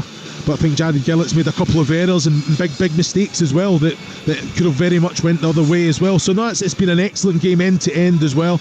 I see some more goals in the second half coming as well, Hugh. That penalty being missed, I mean... Are you saying it as a penalty then? It's a penalty. Well, Gooch. Gooch's challenge on Sariki is a blatant penalty. It's a foul. There's no other way to look at it. What did you see? Well, I just thought his shoulder, initially when I thought there's no attempt to play the ball, he's just tried to leave the shoulder in. When I did look at it, it is shoulder to the side, but then it's also to the back as Sariki's moving away from him. It's the feet. He actually trips him over with his feet. He doesn't make any contact with the ball. He tangles with the legs. It's a foul in my respect. In that element of it, I get what you're saying about the body contact, but I saw the foul being a trip essentially. Yeah, it was messy. It was a mess. Jared Gillett was miles away from it as well. It could have been much worse for Stoke City, but they are still in it, much to play for in the second half. I may be expecting a little bit more of an aggressive approach, but actually, when you're dealing with the wounded beast that is Sheffield United, maybe they would have taken this at the break. They can come out in front of their own fans and give it a good go in the second 45 minutes. Chris Olumo, Adam Bridge will be back with you very shortly indeed. There is plenty of live sport going on this evening elsewhere. Let me give you the details. In the Gallagher Premiership Rugby Union, at Sale 22, Saracens 7, 47 minutes on the clock in that one. In the United Rugby Championship, Cardiff trail Munster by 14 points to 12. At Glasgow trail the Bulls 16 points to 7. And Edinburgh behind against Zebra 19 points to 11. And in the Betfred Super League at the break, it's Leeds Rhinos 6, Hull Kingston Rovers 6. Stoke City with work to do, but it is there in front of them, at least a crucial point, which may take them a step closer to championship survival. At the moment, it looks like Sheffield United are going to bounce back from the disappointment of missing out on automatic promotion. But it has been an end-to-end exciting first half. Hopefully, more of the same fare coming up shortly on Talksport 2. At the break, Stoke City 0, Sheffield United 1. EFL Live on Talksport 2 with McDonald's. Order McDelivery on the McDonald's app and get reward points too. 18 plus participating restaurants. Delivery fees and terms apply. See mcdonalds.com. It's in here somewhere. He's looking for a car finance agreement from 2012. It's probably in a shoebox. He wants to see if he can claim thousands in compensation for mis-sold car finance. He should just text DRIVE to 60777 and let mycarloanclaims.co.uk do all the work. For more information on our no-win, no-fee service, text DRIVE to 60777. My Car Loan Claims. mycarloanclaims.co.uk is a trading style of a Lawco, an SRA-regulated law firm. I'm guessing you were swimming cause you made it on the train, Ava? Absolutely. It's so much better going for a swim when the water doesn't freeze your bits off. Yeah. Well, that's good to know. Here's some information that's really good to know. If you're travelling by train this May bank holiday weekend, between the 3rd and 5th of May, some journeys may be affected as we make improvements to the railway. Please check before you travel at nationalrail.co.uk/spring. Live on DAZN April 26th. Over 30 years of rivalry and hatred. All comes down to this. Eubank Jr. versus Ben. Buy now at DAZN.com/boxing. I've got a new Samsung Galaxy S25 with Google Gemini. And my friend's puppy for the day. So I just asked, hey Gemini, find dog training classes nearby and text them to Emma, and my phone did it instantly. Sit. One day. Buy a Galaxy S25 from Vodafone before 13th of May and save £432. Selected languages only. Google login and network connection required. Save £360 on 5 gigabytes of airtime over 36 months and £72 on handset. Credit checks and terms apply. Co-op members now get prices matched to Aldi. Hold on, no way. Okay then, so Co-op members now get everyday essentials price matched to Aldi. So sign up and start saving. Co-op, owned by you, right by you. I wasn't expecting that. Co-op member prices matched versus comparable products at Aldi GB. Co-op membership required. Co-op group food stores only. See co.uk/Aldi price match. With over 150 years of heritage, supporting clubs from grassroots to Wembley Stadium, it's the cup competition where dreams are made. The Emirates FA Cup. And this season, Talksport has teamed up with Carling, the beer of football, to bring you unbeatable coverage of every game, every goal, and every giant killing upset. Sensational! Hear full coverage of the Emirates FA Cup on Talksport with Carling. Get your mates together and enjoy the match with Carling, the beer of football. 18 plus, always drink responsibly. Talksport 2, official broadcast partner of the EFL. Game day. captivating commentary of the weekend's biggest games. Dynamic and dazzling. Tomorrow, exclusive full match commentary of Brighton versus West Ham. Oh, lovely goal! Coverage from 2:30, kick-off 3 p.m. on Talksport 2. The stars come out to talk on Talksport and Talksport 2. Michael Owen, how are you doing, sir? I look around the world at the moment, I don't see anybody that really we should be absolutely fearful of. Triple A rated opinion. Sitting alongside each other, they haven't come to blows. Frank Warren and Eddie Hearn. How have you gone from those quotes to where you are now? Yeah, I know. I was like, what are you trying to do here? Bring it all back to the biggest names in the football galaxy. Don Terry's in the studio. JT, great to see you. Busy day today. I bet you are all over the place. Yeah, a little bit. Massive games, massive names on Talksport and Talksport 2. The unstoppable force of live football. Brilliant goal! EFL Live on Talksport 2. Brewster is again going to deliver it, swings it in, and in the end it's headed goalwards by McCallum and in! And Sheffield United lead, and it's Sam McCallum with his second championship goal of the season. He's nodded that in from close range. Yeah, it's an excellent ball. He's getting marshalled well the while there. Never really knew a lot about it. Took a little bit of flick off a defender just in front of him, so he just kind of reacted to it. And it gives Sheffield United the advantage. It's Stoke City 0, Sheffield United 1.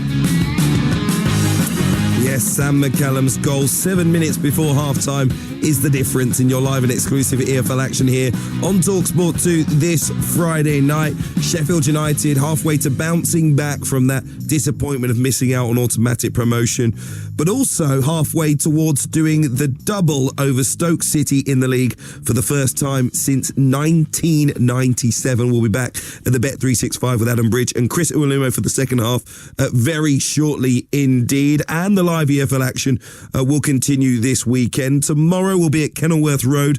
Luton Town desperate for points in their fight for survival. They face a Coventry City side who could secure their spot in the playoffs depending on Middlesbrough's result later on in the day. Well, earlier on, TalkSport's Ian Abraham sat down with the Sky Blues boss Frank Lampard. Frank, you've been here before with Derby, trying to get into the playoffs and then going through the playoffs. How different is it this time around with Coventry? Well, similar feel. I guess we had a similar run. I think we got there on the last day of the season against West Brom at home, and so it went to the wire, which just feels like it's going to pretty much. So I've got an experience of it from before, but we're a different squad, new squad, different time. Derby, I think I had been there all season, and we'd been in and around the playoffs. This is a different feel where we've moved up the table, so it's trying to remain consistent to the end, trying to keep going, which is obviously not. It's one of the hard things in football to consistently keep going. We won a lot of games. We need to now try and see it through. When I look at when you took over to where you are now, I mean, it's already been a successful season. And after the game at Luton, if results go in a certain way, you could already have booked a playoff spot. I know you're probably not thinking of that, or are you thinking of that? No, it's reality now. I think we know the different options of what may be. My main focus is to really look at Luton because they're fighting for a lot, to come down from the Premier League and the position they're in. They've still got some Premier League players, strong, great result in their last game, who'll be in a hostile stadium supporting their team as they should. So I don't go too far beyond that. Of course, if we get the right result and results go away, we know that, but it's possible we get the right result. And the other results don't go away, we go to Borough and it's all on that. Different permutations through. So it's important that I, as the coach as well with the players, just go, right, just focus on this one, and that's what we've done through the week. Is it harder now not being able to actually influence a game, not being able to go over the white line? Because when you played, you could do that. You could score goals, you could make tackles. In a sense, you played your part. Once you send your team out, you can't do anything like that. You've just got to sit there and watch and hope they do what you want them to do. Yeah, that's one of the hard things in management, that doesn't change. And it's different, you're right, as a player. Individually, you can affect things on match day. As a manager, a lot of your work is done through the week in preparation, get set in environment as a base, but then also making sure the players understand exactly what we want to do. And then on match day, your options to change are limited to probably a bit of half-time and subs and impact and things like that you can make. So there are things you can impact, but most of the work is done before. And if I get to that place before we start the match or the morning of a match, where I feel like the players have the right information, I feel like we've done everything we can, I think you can be more at ease with what the result is. I say that, I'm not all of a sudden really relaxed because you understand football, but I try and do my work all right. Always interesting to listen to Frank Lampard. Coventry trying to get themselves back into the Premier League. Luton Town obviously desperate to stay inside the Championship. Faye Carruthers is going to be as neutral as she possibly can at Kenilworth Road tomorrow. She's alongside Ian Dante and former England defender Alvin Martin. Should be a great listen, to be perfectly honest with you. So stay tuned for that one. And of course, tomorrow, Talksport will bring you big time boxing. Chris Eubank Jr. and Conor Benn finally meet in the ring more than 30 years after their fathers famously fought. Former two-weight world champion Steve Collins will be part of our team. He beat both fathers twice. Don't forget to tune into Talksport's YouTube watch along as well to get closer to the action than anywhere else. Chris Eubank Jr. versus Conor Benn. It's going to be absolutely massive. It's free to listen to tomorrow on the Talksport network and the Talksport Boxing YouTube channel. Remember, Chris Eubank Jr. earlier fined £375,000 after he missed weight by 0.05 pounds. Unbelievably expensive bit of extra weight. I mean, I don't know how much it would cost looking at my timber, but rather more expensive, I imagine. Anyway, let's head back to the Bet365. Sheffield United trying to get some positivity into their season. Stoke City trying to stay in the Championship, which would be a huge positive for them. I wonder what to expect from this second 45 minutes. Chris Iwelumo, former Stoke striker, is there. What do you want to see from the home side? Because obviously they're fighting for survival to try and turn this around. Yeah, just very much the same. You know, I think go out with that same energy, win your second balls. I think just the quality in that attacking third needs to be lifted a little bit. You know, they're getting into good areas.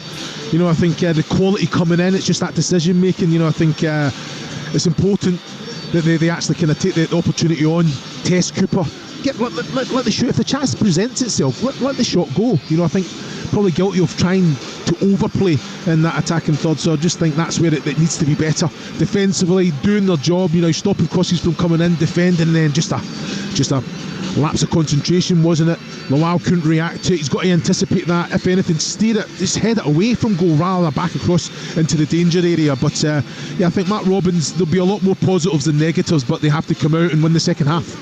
Okay, all right, I will leave you at the Bet365. Looks like both sets of players are back out there. Your commentator on Talksport 2 is Adam Bridge. Yeah, thank you, Hugh. It looks like as you were at the end of the first half. I mean, a couple of things that Hugh was just talking about there. First of all, Faye Carruthers staying neutral tomorrow lunchtime. Has he never met Faye?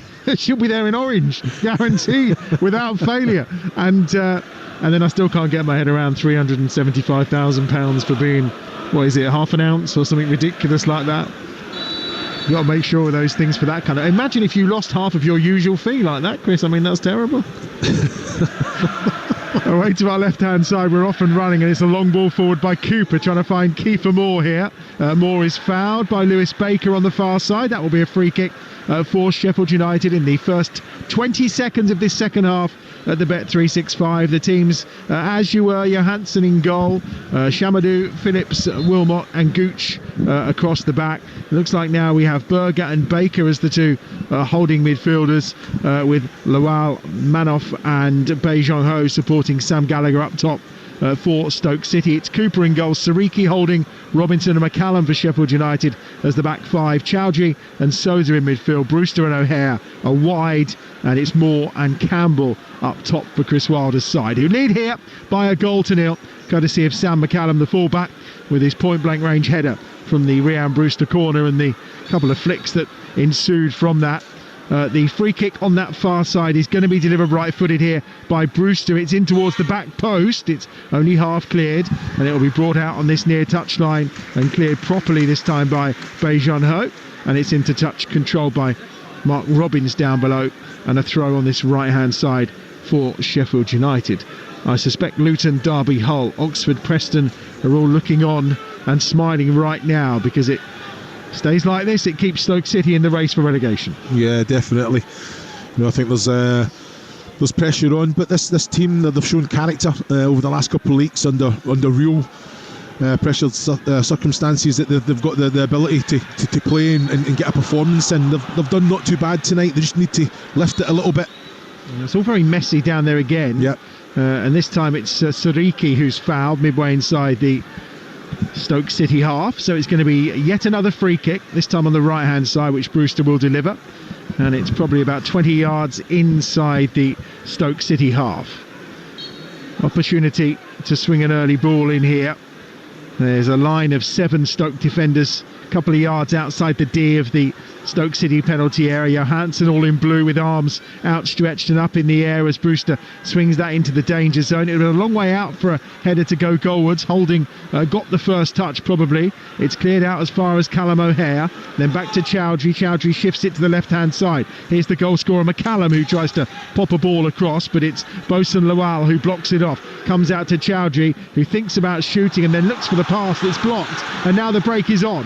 Beijun-Ho over halfway down this left-hand side for Stoke City. Looks to get it forward to Wouter Berger, and he will get the better that time of Rhian Brewster on this near side. Brewster then goes for Berger rather than playing the ball, and at that point Berger just seemed to get a little bit agitated. It will be a goal kick, and he almost swung an arm, I think, towards the back of Rhian Brewster because his frustration was growing. Yeah, he kicked out a little bit as well. I've got to say, Jared Gillett has seen all that, and I think we'll rightfully, we've got to think Rhian Brewster a little bit fortunate as well. Wouter Berger got in there, but his pace got him back in possession. It's a little bit naughty from Wouter Berger there. Lucky not to be getting a yellow card. Yeah, it's just a talking to from Jared Gillett. A surprise, really. The Dutchman walks away, 24 years of age. Started the last 10 in the Championship. It's his best run of the season. Bit of injury troubles. Not contributed on the goal front much this campaign. Only scored a goal against Swansea. At times he's been the beating heart of this Stoke side last season, but not as effective this time round. Down this right hand side is Brewster, slipping it down the line. Sariki's got the other side of Gooch, gets it across early. Kiefer Moore's there to try and fire the shot, and in the end it goes behind. And I think Phillips was saying surely there was a push from Moore, which I think there was, but it's out for a goal kick anyway. Yeah, but quality, isn't it, from Sheffield United? Just the way to pass from Brewster to Sariki, and then just first time just whips it across. Not really a lot of pace on the cross, but Kiefer Moore does put a little bit of pressure on Phillips. Yeah, I'm looking at, no, not a lot in it, but couldn't really get the connection to steer it goalwards. Kiefer Moore, I know he had the problem with a hernia, and obviously he's not been back from that too long, but just looks to be lacking a bit of confidence and the kind of thing that Kiefer Moore does, which is his physicality and his strength and the sniff of a goal, which he used to be so renowned for. Yeah, well, a goal will change all that, trust me. You know, I think it's just about he needs better service, to be fair. He's feeding off scraps, he's dropping deep, trying to get hold of the ball, bring players in. If anything, just try and stretch the pitch, occupy the 2 defenders. You know you're going to have a hair around you, Tyrese Campbell around you, picking up second balls. Just under 25,000 in the Bet365 tonight as we reach the 50-minute mark of this game. Stoke City 0, Sheffield United 1. You're listening to Talksport 2, which on Sunday will be the home to our Champions League semi-final coverage. Second leg of the Women's Champions League, of course, 2 o'clock in the afternoon. We've got Chelsea against Barcelona for you at 5 o'clock. It's Lyon against Arsenal. And another yellow card, this time shown to Sam McCallum by Jared Gillett down beneath. McCallum looks a little frustrated that he's been booked, but Jared Gillett adds a third name to his list, and a second on the Sheffield United side alongside Tyrese Campbell, who was booked for simulation in the first half. Here's Johansson with the ball at his feet away to our right hand side for a Stoke City side who've won 3 of their last 4 Championship games here at the Bet365. In fact, they've lost 1 of their last 10 at home in the Championship. 5 wins and 4 draws, all coming at the right time, bearing in mind that we went through a spell last season and early part of this campaign when winning here was a real issue for Stoke City, but things have improved. Mark Robbins has made a difference, some would say, as Berger clips the ball out to this near touchline. Gooch picks it up about 15 yards inside the Sheffield United half. Gives it short, that time to Beijun-Ho. Beijun-Ho has the help of Gooch again out wide on the left-hand side. Baker's gone on the overlap. Gooch still going, finds Baker. Baker on his right foot. had that terrific shot in the first half, thinks about wide from this left side where they should cross it. In the end, he gives it to Gooch, who does get the crossing deflected. Lowell helps on its way. Gallagher does well to hold it up. Good challenge from O'Hare, but the offside flag was up anyway, and it will be a free kick for Sheffield United. I just don't understand it. You know, you're looking at Lyndon Gooch, you know, Bejan Ho, they had so many opportunities to put the ball in the box. You know, Gallagher's, he's moving, you know, and it's just one of them. Of course he's going to be offside. He's trying to anticipate it. You've got to put the ball in. Go and give him something to attack. I just don't understand it. Far too many opportunities down this left-hand side. Just slowed the game right down. Sheffield United are set. Yeah, I thought they may well have. I know they did go at them in the early exchanges as Kiefer Moore's penalised here for a foul, and actually they tried to take it quickly, but the Stoke City player is still down. I know they started off. It's Berger that's down, by the way. They started off with an intensity, but that didn't last long and probably dropped. Surely, bearing in mind what they're fighting for tonight, you want them really in the faces of, and then in moments like that, playing a bit quicker. Yeah, 100%. 100%. You know, you're looking at, to be fair, Lyndon Gooch, he broke his neck to get round the outside of Bejan Ho there. But it's just, the whole point of him doing it is to get end product, to get something in the box. You know, but you're right. You know, I think you're up against Sheffield United. Remember, you're not going to have it all your own way. You have to press with intensity, but then all of a sudden, when they're in comfortable possession, you have to sit, and that's when you're compact. You're hard to break down, and they've done that pretty well. You know, the goal came from an individual error off of a set play. Man off ball to this near side, picks out Bejan Ho. Now down this left-hand side, it's Gooch. Now he's got a chance to drive here at Sariki. Gooch goes this time on the outside, but he was almost interrupted in his run that time by Lowell, who come across. I mean, he has won the corner on this near side, but again, as Gooch was about to drive for the line, Lowell just appeared in front of him. Yeah, Lowell's trying to he's kind of ran into his running path there, hasn't he? Whereas I think Lyndon Gooch had done enough just to kind of get that yard, just to get the cross in. But yeah, just a misunderstanding. Corner which Baker will deliver from this left-hand side for Stoke City. It's like they're creating one of those trains in and around the edge of the penalty area. There's 5 red and white striped shirts who all move at that point, and the cross comes in and evades everyone. It comes out that time to Bejan Ho, but it was always slicing away from Michael Cooper's goal away to our left-hand side, and it'll be a goal kick for Sheffield United. And it remains Stoke 0, Sheffield United 1. Yeah, you know, with the quality of Bejan Ho there, you know, I think he'll be disappointed with himself. Yeah, there's bodies coming out. You just got to hit it right into the crowd. He's tried to kind of put the spin on it, come around the ball with the outside of his right boot there. I think he's just got to put the laces through it and make sure he hits the target. You're listening to Talksport 2, your home of the EFL. Obviously your home as well of the NFL when the season goes. And if you're on the NFL YouTube channel last night, the watch along of the NFL draft, as we started that coverage for you. Away to our right hand side, ball pinged forward. Don't forget as well, we've got that YouTube watch along of the boxing tomorrow night on the Talksport boxing channel.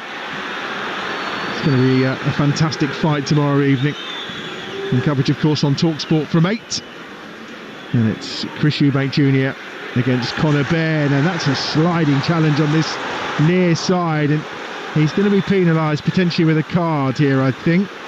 It was Ben Wilmot who slid in, and he is getting a yellow card for that challenge on Rhian Brewster. Yeah, I don't think he can have too many arguments. He can. I don't know why he's going to ground there anyway. You know, it's. I think he gets the ball, but he goes through the player first. I felt, yeah, it's a naughty challenge right through the back. To his Achilles, isn't it? Achilles, yeah. It's on Rhian Brewster there. That is naughty. That's high. That is high. If this was in the Premier League, that's a red card. That is a red card. Yeah. That is a red card. Poor challenge that is. He's really feeling that, Rhian Brewster, and it's no great surprise, to be honest with you. Nasty challenge. And another player in the book, Ben Wilmot, joins Ben Pearson, who's obviously left the field of play with an injury.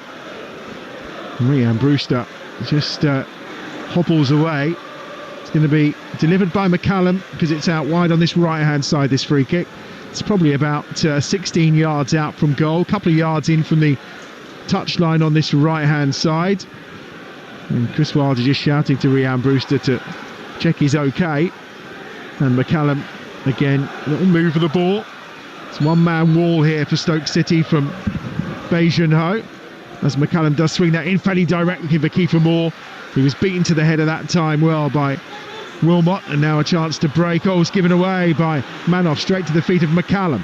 McCallum then ball at feet, dances between 2 or 3, then loses out to Beijano, and now it's Manoff again, and he's got Lowell forward on that right hand side, who picks up possession. He's closed down immediately by Vinny Souza. Forced back inside their own half are Stoke City. Shamadou has it, gets it forward to Berger, who tries to evade the challenge of Brewster, and in the end the ball just spills up in the air and ricochets into the arms of Michael Cooper in the Sheffield United goal. But now Brewster is down again, and it's no surprise really. That looked a really horrible challenge. Yeah, he's been through the walls anyway tonight. Fair play to him, he's getting up and getting on with it, but I've got to say that was a real opportunity for Stoke to take advantage, on the break as well. Yumanu just slowed it down, playing it behind Lowell. All of a sudden Sheffield United get back into position, and the opportunity's gone then. Yeah, I don't really. Brewster can't continue here. He can't run properly, and he's now gone down, and it's infuriating those around. But it was a really horrible challenge from Ben Wilmot.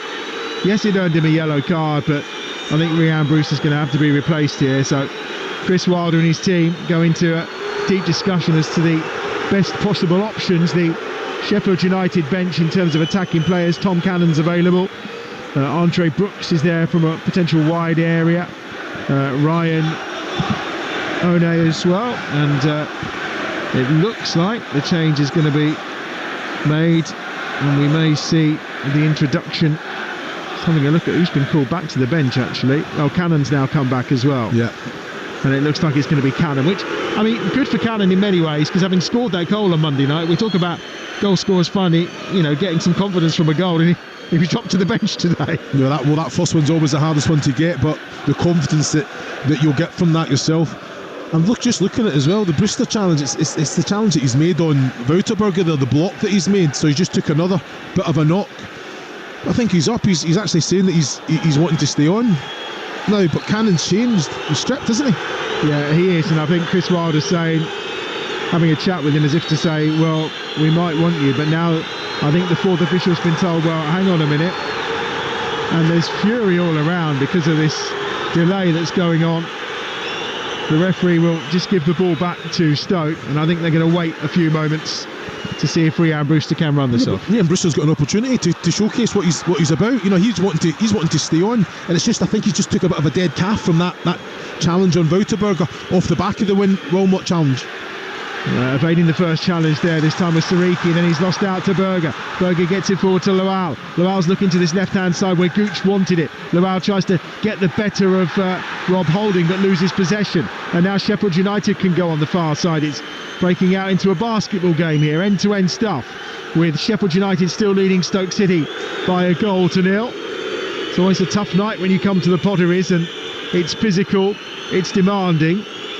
Brewster still has a little bit of a limp about him on this right hand side. Cannon's put his bib back on and continues to loosen up on this near touchline, but I think for the moment Brewster's going to stay on. Right footed ball clipped forward by Holding, looking for Kiefer Moore, who wins the first header. Tyrese Campbell's going to try and chase onto it and keep it in play on the far side, which he does. McCallum goes to help him out. Back to Campbell, level with the edge of the penalty area, in towards the feet of O'Hare, spinning on that far side. O'Hare ball at feet, Campbell, they try to play the 1-2 inside the Stoke City penalty area, but it's intercepted by Lewis Baker, who does well. And then Berger with an excellent little flick and touch to find Baker. Wonderful bit of skill just to bring Stoke City out of trouble on this left hand side. Gooch in once more to Berger. Berger pokes on its way towards Gallagher, and Holding's alert to the danger and feeds it back to Michael Cooper. Yeah, fantastic play. Link up with Berger and Lewis Baker there. We've got to say marshalled all the way, and then that ball in behind for Gallagher to run onto, I've got to say, was cut out fantastically well from Holding. Good defending. Just beyond the hour mark at the Bet365, you're listening to the EFL on Talksport 2, your home of the EFL, where it remains Stoke City 0, Sheffield United 1. Reminder, tomorrow lunchtime, Luton against Coventry is live here on Talksport 2 from 12:30, a game affecting the teams at the bottom, including, of course, Stoke City here, and also the chase for those playoff places. Right footed ball swung in by Gooch. Lowell tries a spectacular overhead kick. He's then kind of half on the floor when Robinson tries to get past him to try and win the ball. There was a half-hearted call for a penalty and a wave of the arms in the air from the man alongside. Yeah, but it was much better from Gooch, wasn't it? No nonsense, just take it out his feet, put the ball in the box. The Wild tries the acrobatic one, but keeps the ball kind of under control in the box. He falls on top of it. Robinson's on the back of him there. Can't see it. There's nothing's going to be given there, but like you say, better quality coming in from the wide area. He's holding down the right-hand side again for Sheffield United. Poor pass. He's given it away immediately to Beijun Ho, and they try to get it back once more, but Brewster will clip a ball forward. Campbell takes it down edge of the penalty area, and it had to be cleared, but only half cleared. Callum O'Hare, left-hand edge of the box, ball at feet. O'Hare tries to turn onto his right foot, gets the ball stuck under his feet, and Stoke City can get it clear, and then Lowell is fouled by Vinny Souza's challenge, and the referee gives the free kick and nothing more. Yeah, I thought, to be fair, I thought there was a high foot there from Vinny Souza, but Jared Gerrett, the referee, was very well positioned. I think he took a sore one, didn't he? I think so, right. I think Cannonier's going to come on. We're also going to see the introduction down below as well of Harrison Burrows, and maybe even a third change coming here for Sheffield United. I think Sidney Peck's going to enter the fray as well, just to freshen things up for Chris Wilder's side. In the meantime, it's a free kick for Stoke City, midway inside their own half. It's going to be taken by Ashley Phillips. And of course, 5-0 down in 41 minutes to Leeds on Monday. They have gone 5 unbeaten prior to that, of course. Their record as well. They do struggle to win when they fall behind. Twice they've managed to do it when conceding first this season. They really need to do it tonight, and they've got about 27 minutes in which to do it. They trail Sheffield United by 1-0, and it will leave Stoke on 50 points with a game to play, and then they'll spend tomorrow afternoon listening to Talksport as we go around the grounds from 2:30, trying to hope and pray that one of those teams below them in particular start to lose. Although there's some of the drama we saw over the Easter weekend. There's a foul there on Jack Robinson in the far corner, and it will be a free kick for Sheffield United, and they can make their trio of substitutions. Yeah, it's a poor challenge from Wouterberg. There's no reason. Done ever so well, just patiently putting the press on, forcing Sheffield United back. They weren't going anywhere, so for him just to let them off like that, getting the lazy foot. So Harrison Burrows is coming on. He's the man who started the most games outfield for Sheffield United this season. He'll come on to replace the goal scorer Sam McCallum in the first of the 3 changes. The assistant referee making them all line up down below. The next swap's going to see Tyrese Campbell coming off to be replaced by Tom Cannon. Hence the boos and the applause that he offers all around the Bet365 stadium. And then last but by no means least, we're going to see the introduction of Sidney Peck, and he's going to come on to replace Femi Siriki. So Peck will go into midfield, and Chowdhury will make his way to right back in those 3 changes for Sheffield United. Yeah, and I think just Tyrese Campbell as well and McCallum both on yellow cards as well, so like for like we can. And really will be a fascinating afternoon of Championship action tomorrow, and particularly League 1 and League 2 too, of course. You can follow it all around the grounds with Adrian Durham from 2:30 tomorrow afternoon on Talksport. Prior to that, Chelsea versus Everton is our live and exclusive Premier League game on Game Day exclusive from 11 o'clock on Talksport. And of course, once Adrian's done tomorrow afternoon at 5:15, we'll bring you the FA Cup semi-final between Crystal Palace and Aston Villa from Wembley. And then of course on Sunday we've got that other semi-final for you with Manchester City in action against Nottingham Forest. That one's a 4:30 start on Sunday afternoon on Talksport. Here comes Beijun Ho down this left-hand side towards the edge of the penalty area. Chowdhury, who's now the right back for Sheffield United, immediately has work to do. He gets some help from Rob Holding. Holding gets it up towards halfway. Wilmot wins the header, nods it down into the path of the impressive Lewis Baker. To the right-hand side, Shamadou going forward to that far touchline. Junior Shamadou's continued his run as Manoff comes infield. Again, there's just a stopping of play. Shamadou was in that advanced position. Now Manoff has the ball at his feet. Can't quite work out where he's going here, so he's just forced back onto his left foot and all the way back to Phillips. And in the centre circle now, it's Wilmot as they try now to go down this left-hand side with the driving Lyndon Gooch and the help once more of Beijing Ho. And again, Beijing Ho will go back towards halfway. It's patient. It's the way Mark Robins likes to play his football. Yeah, he does. You know, I think it's one of those things. I think the players have taken that on board and in control of this game at the minute. You know, I've got to say Sheffield United have conceded possessions, sitting in, just defending the lead. You know, I think they've showcased that they can do that very well when they're at it. Something that's been probably lacking in the last few games. Yeah, I'm not sure the supporters quite like that sight of moving from the final third back to the goalkeeper for Stoke City when they desperately need to win this game. And I know it's the way Mark Robins wants to play, but you know what the fans are like. Yeah, I understand that. You know, I think when Sheffield United are in two solid units, you know, and the attack are dropping in as well, sometimes you just have to kind of recycle it. I don't feel they needed to go back to the goalkeeper.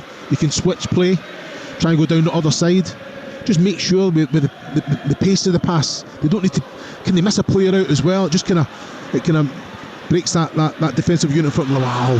Oh, Lawal down that right hand side. He just got the other side of Robinson, but he ran the ball out of play, and it'll be a goal kick from Cooper away to our left hand side. Only Norwich and Preston won fewer points in April so far than what Sheffield United have managed. It just shows how that run came at such a wrong time for them.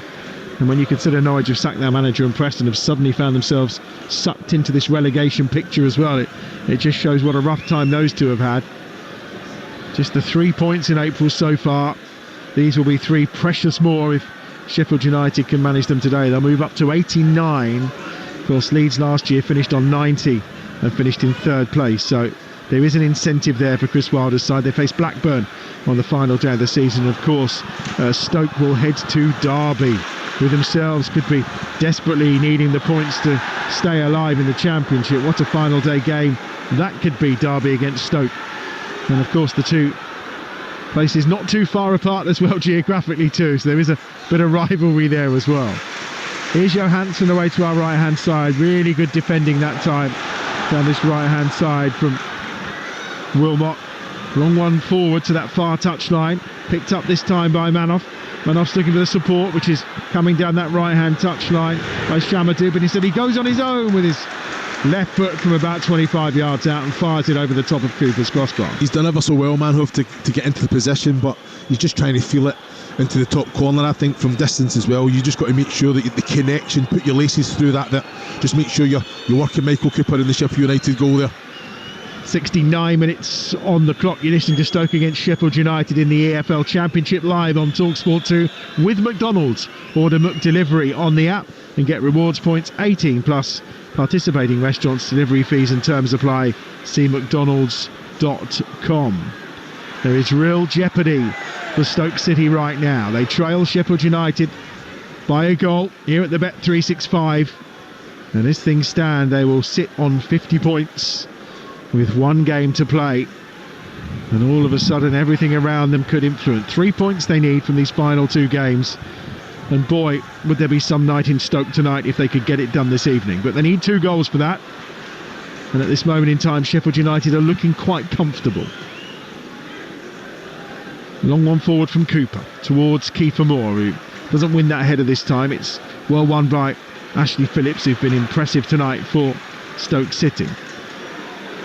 Millie Manoff on the far side gives the ball in field that time to Berger, who shifts it to Beijing Ho down this left hand side. He's got Gooch outside him. Oh, it's a terrible pass from Beijing Ho, nowhere near Gooch, and it's out for what will be a goal kick. And again, they're getting restless around us. No, they are. No, rightfully so. You know, I think they are Beijing Ho. It's just about end product. It's a fantastic ball from Berger. I don't understand why Millie Manhoef and Beijing Ho are coming more central now, trying to get as close as they can to Gallagher or Lawal. They need to be expansive, create those 1v1s, and they've got the likes of Shamadou and Gooch creating those little overloads because they've got the energy to get up and around them as well.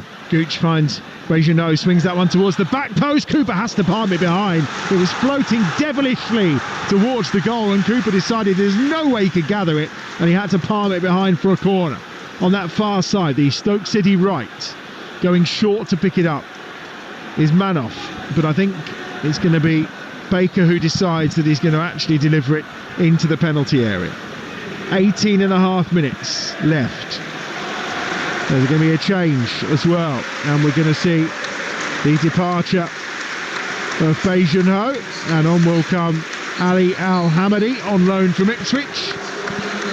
Scored on his debut, did Al-Hamadi, but we've not seen anything since for Stoke City, as we welcome listeners to Talksport, to the Bet365, with just over 18 minutes of normal time remaining. Stoke City 0, Sheffield United 1. It's a corner right now on that right-hand side, which Baker will take for Stoke City. Headed goalwards and straight into the arms of Michael Cooper in the Sheffield United goal. Sam McCallum's second championship goal of the season. It's what separates these two sides, and Chris Iwelumo, the former Stoke City striker, alongside me here at the Bet365. Chris, it's real jeopardy now for Stoke. 3 points they need from these two games. They want to get it done tonight at home. They've got Derby away on the final day, and well, if they lose tonight, they're going to be relying on results to go their way elsewhere tomorrow. Yeah, very much so. Not a nice position to be in. But like you say, they're definitely this second half controlling it a lot more with the ball. It's just about having that final bit of quality in that attacking third. You know, that decision making needs to be improved. There've been some good balls coming from either flank at the minute. Al-Hamadi there having a free header again, had to do a lot of work and try and generate the power himself to get it to steer it goalwards, but just couldn't beat Michael Cooper. Lowell gets it forward on that far side, edge of the penalty area. Baker, who come closest to scoring in the first half for Stoke City, gives it back to Berger. Berger then helps it on its way to Shamadou, and they've given the ball away. Well, Baker's first touch should be inside the 18-yard box, then he's taken 2-3 players out there. He comes back, he takes a little Cruyff turn, comes back in, has to beat them all over again. There's a real patient side to this Stoke City play that's not winning the fans over around us, so I think want something a little bit more desperate, attacking, quicker and gung-ho as they desperately try to get those 3 points to secure their championship status for another 12 months. And Chris, Sheffield United have bounced back well from that disappointment on Monday, haven't they? No, they've reacted well, I've got to say.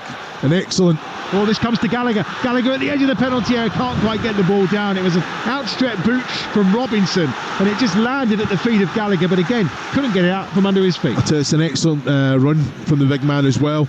Just couldn't get control of the ball. Hamza Chowdhury across, make sure that... So I tell you what, it's a very, very timely challenge. We've got 74 minutes on the clock here, just 16 remaining then, and it's still Stoke City 0, Sheffield United 1, and coverage continues right now on Talksport 2. Well, they want a corner here. Gooch has gone down the left-hand side, but again, Jared Gillett not interested.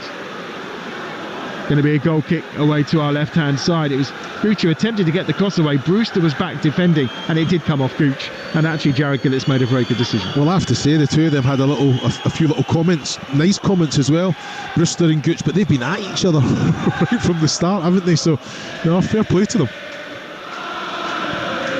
Well, the crowd are up again. And no surprise, they really have created a terrific atmosphere tonight, but at this moment in time these Stoke City players haven't as yet delivered. That City Peck's going to get penalised there. He's all over Bosun Lowell in the middle of the park, and Lowell now's got the ball at his feet, slips it through. Al-Hamadi with a shot, good save by the outstretched boot that time of Michael Cooper. Great position for Al-Hamadi inside the penalty area, and Cooper just with his left boot makes the save, and Chris Wilder says to these Sheffield United players, just calm down. Well, to be fair, Jared Gillett, I think, allowed Lowell to kind of take the free kick a little bit advanced, taking out 3 Sheffield United players there, but he's taken it, he's got it back. It's a great little way to pass for Al-Hamadi. And to be fair, he's in complete control of it. I think he has to do better there. The connection isn't great. It's a good save from Michael Cooper, but that should be in the back of the net. Then the Scotland striker, Chris Iwelumo, he knows if Al-Hamadi should have done better. If he says so, then he should. Good save from Cooper, though, with his outstretched left boot. That's hacked over the top by Berger. Al-Hamadi again gets it down, puts it in the path of man up on that far side, but Burrows is there with his fresh legs to get it up towards Callum O'Hare. Oh, skips past the first challenge. O'Hare now on that left-hand side, trying to get away. Baker's back trying to do some hard work defending, and in the end, O'Hare goes down, and the throwing goes the way of Stoke City. That's brilliant from Baker. It's brilliant. Like Harrison Burrows just reading the danger there, coming in, and then great little bit of quality from Callum O'Hare. Followed all the way with Baker. Fantastic strength as well he showed. It's end-to-end stuff at the Bet365. 14 minutes remaining. Stoke City 0, Sheffield United 1. You're listening to Talksport 2, your home of the EFL. Tomorrow lunchtime, a real nail-biter, Luton against Coventry City. Coventry City looking to secure their place in the playoffs. Luton Town looking to try and secure a place in the Championship for next season and avoid back-to-back relegations. It will be some atmosphere, that is pretty sure. And it's live. 12 o'clock the coverage starts, 12:30 the kickoff, and that will be followed up by Brighton against West Ham, which is exclusive to Talksport 2 in the Premier League tomorrow afternoon. Here at the Bet365, 13 minutes remaining, throw on the far side. Shamadou's going to take it down that right-hand side for Stoke City. Mark Robbins just looks, and well, I don't know how you can describe it really. He looks very frustrated. Got his arms folded now. I think he can't work out how they've not quite managed to breach that Sheffield United defence, but they have only conceded 35 goals this season in total. One of the better defences in the Championship for sure. Though they have found clean sheets hard to come by in recent times. Just one in the last 6 games for Michael Cooper between the sticks for Sheffield United, and a real confidence booster if they could have one today. 12.5 minutes away from it, and it's a Sheffield United free kick on that far side, and it's midway inside the Stoke City half. Right by the far touchline. Burrows is across. Brewster's across there. Brewster with his right foot, Burrows with his left foot. And again a one-man wall provided this time by Lewis Baker for Stoke City. It's going to be swung in, I think, probably by Brewster this time. Kiefer Moore, likely target. Cannon's inside the penalty area as well. As Holding's gone forward too. The only one who stayed back really is Robinson. Left-footed ball from Burrows, and it comes off the shoulder of Kiefer Moore. Nearly come down towards Holding, who tried to direct it goalwards. And Johansson will pick it up and immediately bowled it out down this left-hand side. And he sets away Ali Al-Hamadi, but Hamza charges across with a challenge, and it's a throw for Stoke City. Yeah, fantastic quality from Victor Johansson. Releasing Al-Hamadi there, but I'm looking at the marking there. It's zonal marking. You can't allow Kiefer Moore to have a free rein and do what he wants. Makes no sense. One of you has to take responsibility, then the rest of you can go and do the zonal. Phillips goes short to Ben Wilmot. Wilmot will come forward down this left-hand side, joined from Watford back in 2021. 150th appearance for Stoke tonight for Wilmot. And he's got the ball 10 yards short of halfway.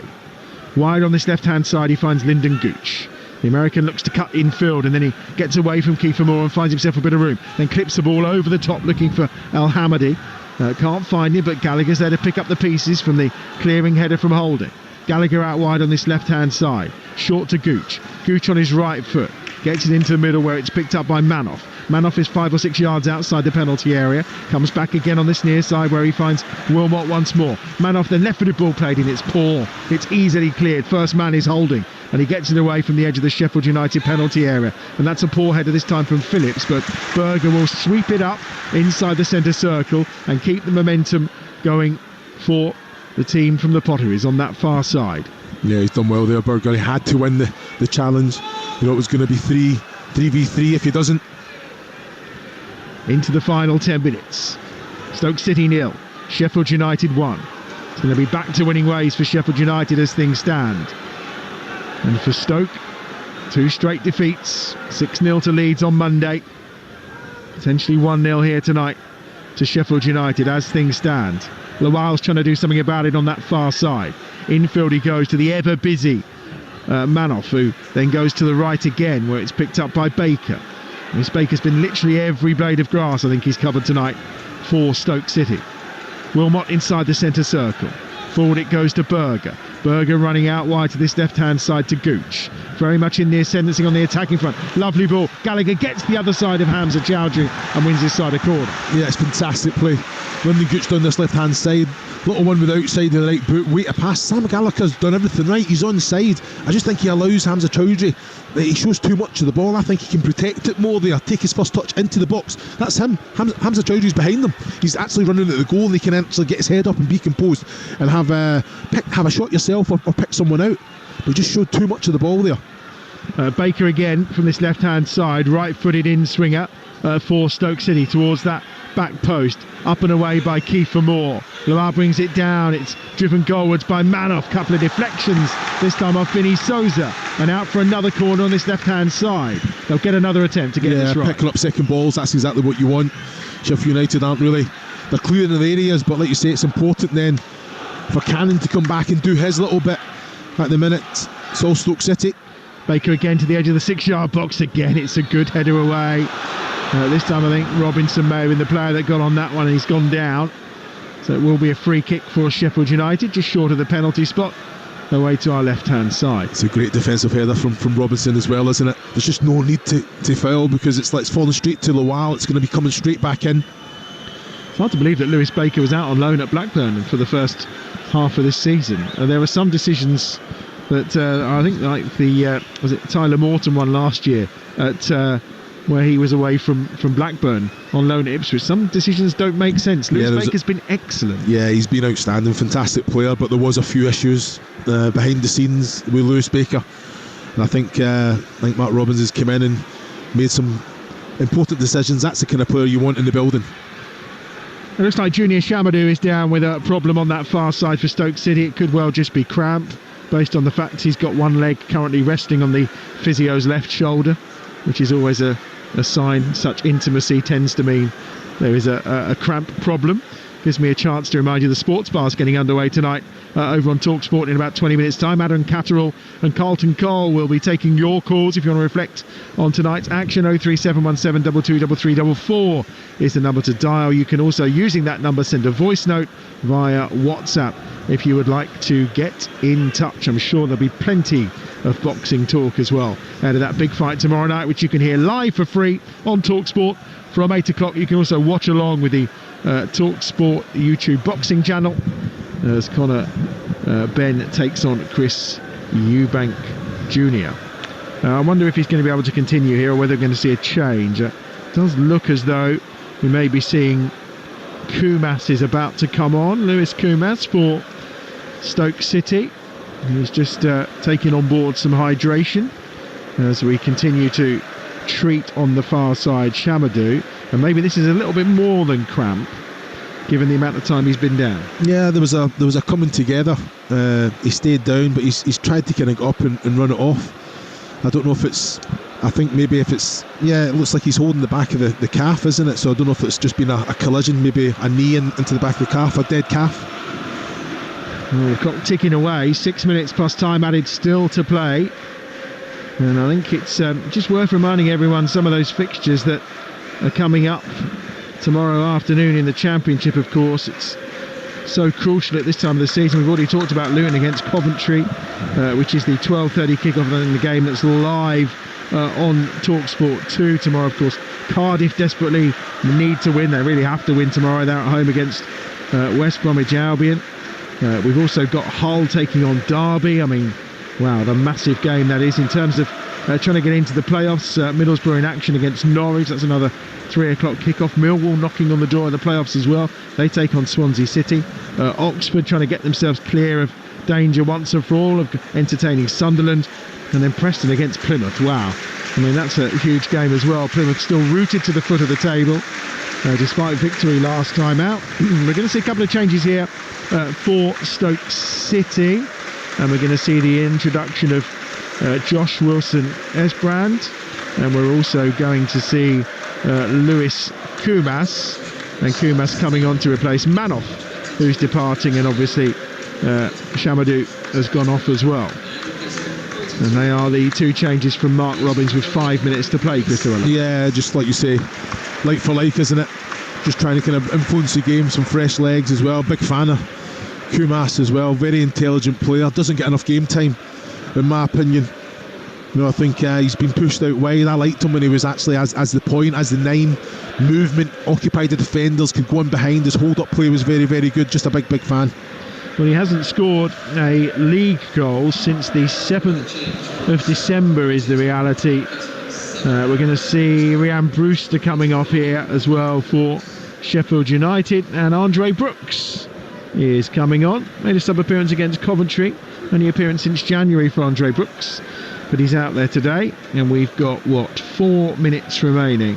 Plus, I think we're probably going to be looking at maybe about 6 minutes added, do you think? Yeah, I agree with that. So there's plenty of time here for Stoke City, who trail by a goal to nil. And this means that they will head to Derby on the final day, unless, of course, results go their way tomorrow afternoon in the Championship. Still needing at least probably a point, maybe more, for survival. They could put it to bed today and leave it in their own hands if they can secure the victory. Here's Kumas on the far side, immediately though intercepted by Burrows, who launches the ball forward towards Cannon on this far side, skews off the head of Wilmot to the left, where it's picked up and brought forward by Wilson Esbrand. Gooch has gone over to play right back, by the way, with that substitution of Shamadou. Peck does well to find Cannon. O'Hare over the top. City Peck's continued his run here into the box. Peck lays it on a plate for Brooks, who finishes it with his first touch of the game. And Andre Brooks secures the 3 points for Sheffield United. He's only been on the field of play a matter of seconds, and he's got his third Championship goal of the season. A delightful finish from Andre Brooks, and Stoke City find themselves in real peril of the drop down to League One as things stand. They're losing on the night and may well need points when they head to Derby on the final day of the season. Stoke City 0, Sheffield United 2. Well, it's an excellent goal, isn't it? I've got to say, the ball from Sidney Peck as well, just in behind the last defender and goalkeeper. You can't affect that, you can't stop that. Excellent quality. He makes that run in behind. It's just helped on. Little one in behind. I tell you what, Callum O'Hare, fantastic ball as well, but the ball is outstanding. And I've got to say, Andre Brooks just makes sure he does everything right, knows where the goal is, just gets the connection right. I think Victor Johansson gets something on it, but can't stop it. It's the most beautiful pass. It's an excellent ball, isn't it? Take that pass and hang it in the Louvre. I would say it's that good. Gets the right hand on it as well. Timing of it, I know. Timing of it. He's had his hands on both goals, to be fair. Yeah. The timing of that pass is exceptional, and the timing of Andre Brooks' run was pretty good too. Yeah, it's excellent. Sidney Peck, I think I'm a big fan. He's covers all over. Excellent energy. Gets into the box, but then he's got that range of pass as well. To see that, the way it was excellent. No surprise, the Stoke City fans are heading for the exit, beaten by Leeds on Monday, 6-0. They come home here, which has been a bit of a fortress in recent times, and Sheffield United are taking all 3 points away from the Bet365 as things stand. It will leave Stoke on 50 points, 4 points above the bottom 3. But all of those with a game in hand, which they will play tomorrow. And suddenly that game between Derby and Hull tomorrow becomes so crucial at the MKM, as that ball's clipped over the top. Maybe there's a chance here for Kumas to get in, and Robinson puts it behind and out of play for a corner on the far side. Maybe there's some life in Stoke yet. Just need to take a better touch there. Kumas showed too much of it to Robinson. Get it under control, and you can at least either get a shot away or pick someone out. As soon as you let it bounce, only favours the defender. Vast swaves of empty red seats around the Bet365. You have to say they've been terrific tonight, the home support, as Callum O'Hare makes his way off the field of play, and Anel Ahmedhodzic will come on to try and close things out here for Sheffield United. So the sacrificing of O'Hare as they try and just finish this one off. He'll make the long walk round from behind the Sheffield United goal. It's taken short here for Stoke down that right hand side. Here's Lewis Baker, tries to play the ball across, and they want a handball. It's just going to be a corner as it's blocked out by Sidney Peck at the edge of the penalty area. Yeah, definitely can't do anything else about that. Ball just kicked right at him there. Sidney Peck stops the cross from coming in. 5 added minutes at the end of this game here on Talksport 2. Stoke 0, Sheffield United 2. Comes down to Al Hamadi, tries to set it up. And Andre Brooks has smuggled away, and there's 3 Sheffield United shirts forward here. There's an entourage arriving in red and white, but can they stop the pass from Andre Brooks? Yes, they can, and that was an opportunity for Sheffield United to add a third and really finish this game off. Well, what it needed was Andre Brooks just to play the Sidney Peck ball, wasn't it, for Tom Cannon on this right hand side. Very similar. Tried to do it with the left, just never had the quality. Far side for Stoke City. Wilson Esbrand gets the ball back across as far as Wilmot down this left hand side. Gallagher again has dropped in short to try and pick up possession, but they're playing side to side. I don't wish to alarm them. They've got 4 minutes of stoppage time to find some goals here. And it's Al Hamadi on that far side.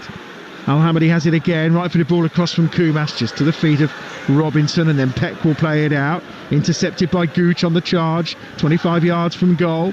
Tees it up down this left-hand side from Wilson. There's Brand, and he just runs into the feet on this near touchline of Ahmed Hodzic, who then charges away for Sheffield United down this right-hand side. He's been tracked by Berger, but in the end it's picked up by Wilson Esbrand on this near touchline. Peck comes across with a challenge, and the ball goes into touch for a throw to Stoke City on this near side. Yeah, no nonsense. Sidney Peck, really good challenge as well. Ahmed Hodzic there just driving, doing everything, taking the ball away from the Sheffield United goal, trying to take it into the corner. Was allowed to without a Berger followed him all the way. But like you say, no urgency from Stoke. This is when you try and go a little bit direct, play in the right area, pick up second balls in that attacking third, and then play on from there. At the minute it's a bit too laboured, a little bit too slow. Here's a throw down this left-hand side. Wilson Esbrand will take it for Stoke City. All of a sudden that 66-1 that Hugh Woolstencroft got a little bit earlier today on them being relegated suddenly maybe has a little bit of life in it. Edge of the penalty area, Berger out wide on this left-hand side. Wilson Esbrand with a chance to cross. It's a poor cross, doesn't beat Hamza Chowdhury, who then plays the ball out on this near side to Peck. Peck up the line. Cannon on the charge here over halfway. Cannon, who was here at the start of the season, of course, scored 9 championship goals for Stoke City. He finds Burrows. Burrows at the edge of the penalty area. On his left foot, Burrows. He's looking for Brooks outside of him, who was in an offside position but then made himself available. Now Vinny Souza, far side. Brooks has it again, just keeping the ball for Sheffield United. Burrows is on that far touchline. We've got 2 added minutes of the 5 remaining. It's in with Sidney Peck here for Sheffield United. Souza to this right-hand side. Chowdhury's there. Back to halfway. Good to see Souza getting 90 minutes. I think that would have been important today for Chris Wilder. Since his return, it's not really happened on that far side. Brooks and Sheffield United. The Olays have started from those travelling supporters in the far corner, have turned out in a decent number tonight. Here's Brooks now down that left-hand side. He goes early this time. Kiefer Moore arriving, and he volleys it over the bar from 8 yards out. Well, you can't ask for any better from Brooks there. Fantastic ball in. He reads the flight of the ball, he gets the connection, but I think he's stretching for it. I still think he has to work. Victor Johansson in the goal. It's an excellent ball. Yeah, he has to just... I don't understand how he can get himself under that there. A minute to play. Here comes Stoke down this left-hand side, wanting a foul, I think, that time, but not given, as Sam Gallagher goes to ground, and Sheffield United have possession on that far side. They will face Blackburn at home on that final game. They move up to 89 points tonight. Sheffield United going in search of that record number of points for finishing third and not getting automatic promotion from the Championship. Of course, Burnley and Leeds, if they win their last 2 games, will both finish the season on 100 points each, which is unprecedented in the Championship. Leeds, with the better goal difference, of course, would end up winning the title. And Sheffield United could finish in third place on an astonishing 92 points. Those 3 really kind of head and shoulders above everyone else in the Championship. But they will have to face the playoffs. Likely to, of course, to face either Coventry or Middlesbrough as things stand. They're occupying those places. So Bristol City, should I say, and Coventry. Middlesbrough and Millwall trying to sneak in there as well. Throw in on that far side. Oh, free kick, should I say, which Robinson will take for Sheffield United. And Jared Gillett blows his whistle, and the boos ring out around the Bet365. They needed 3 points from their final 2 games to keep things in their own hands. It's now 3 points from their final game away at Derby in terms of keeping Stoke City and their Championship status intact for next season. A first half goal for Sheffield United coming from Sam McCallum from close range, and that was added to in the second half by an excellent finish from Andre Brooks. He'd only been on the field of play for about 45 seconds. It was his first touch of the game, but it was after a delightful pass from Sidney Peck. Lewis Baker probably went closest all in all for Stoke in the first half. And also there was an opportunity for Al Hamadi in the second period that was well saved by Michael Cooper. But in the end, Sheffield United deserving of the victory, and it's going to be a jittery week or so in the Potteries, unless of course things go their way with results tomorrow afternoon in the Championship, when Around the Grounds is on the air on Talksport from 2:30. Full time here though at the Bet365. Another poor night for Stoke City, and the nerves are certainly still in place as they leave the Bet365. It's finished Stoke City 0, Sheffield United 2. Yes, Stoke City now likely to go down to the final day in terms of ensuring their survival, unless of course the results will go their way. Tomorrow we shall see Chris Ualumo. I'll start with Stoke City actually, because when you think about it, they are two very difficult fixtures for them. They went away to Leeds, they lost 6-0. They I think improved obviously here tonight, so they can take it as a step in the right direction despite the result. What did you make of their performance as a whole? Yeah, the performance was better, but still, the quality at the top end, that's what it's all about. They had some big opportunities, they never capitalised on that. Second half they kind of controlled that. I think that's down to Sheffield United probably conceding possession a little bit and dropping in to defend that lead. They still looked threatening when they got on the ball, Sheffield United, and down both flanks.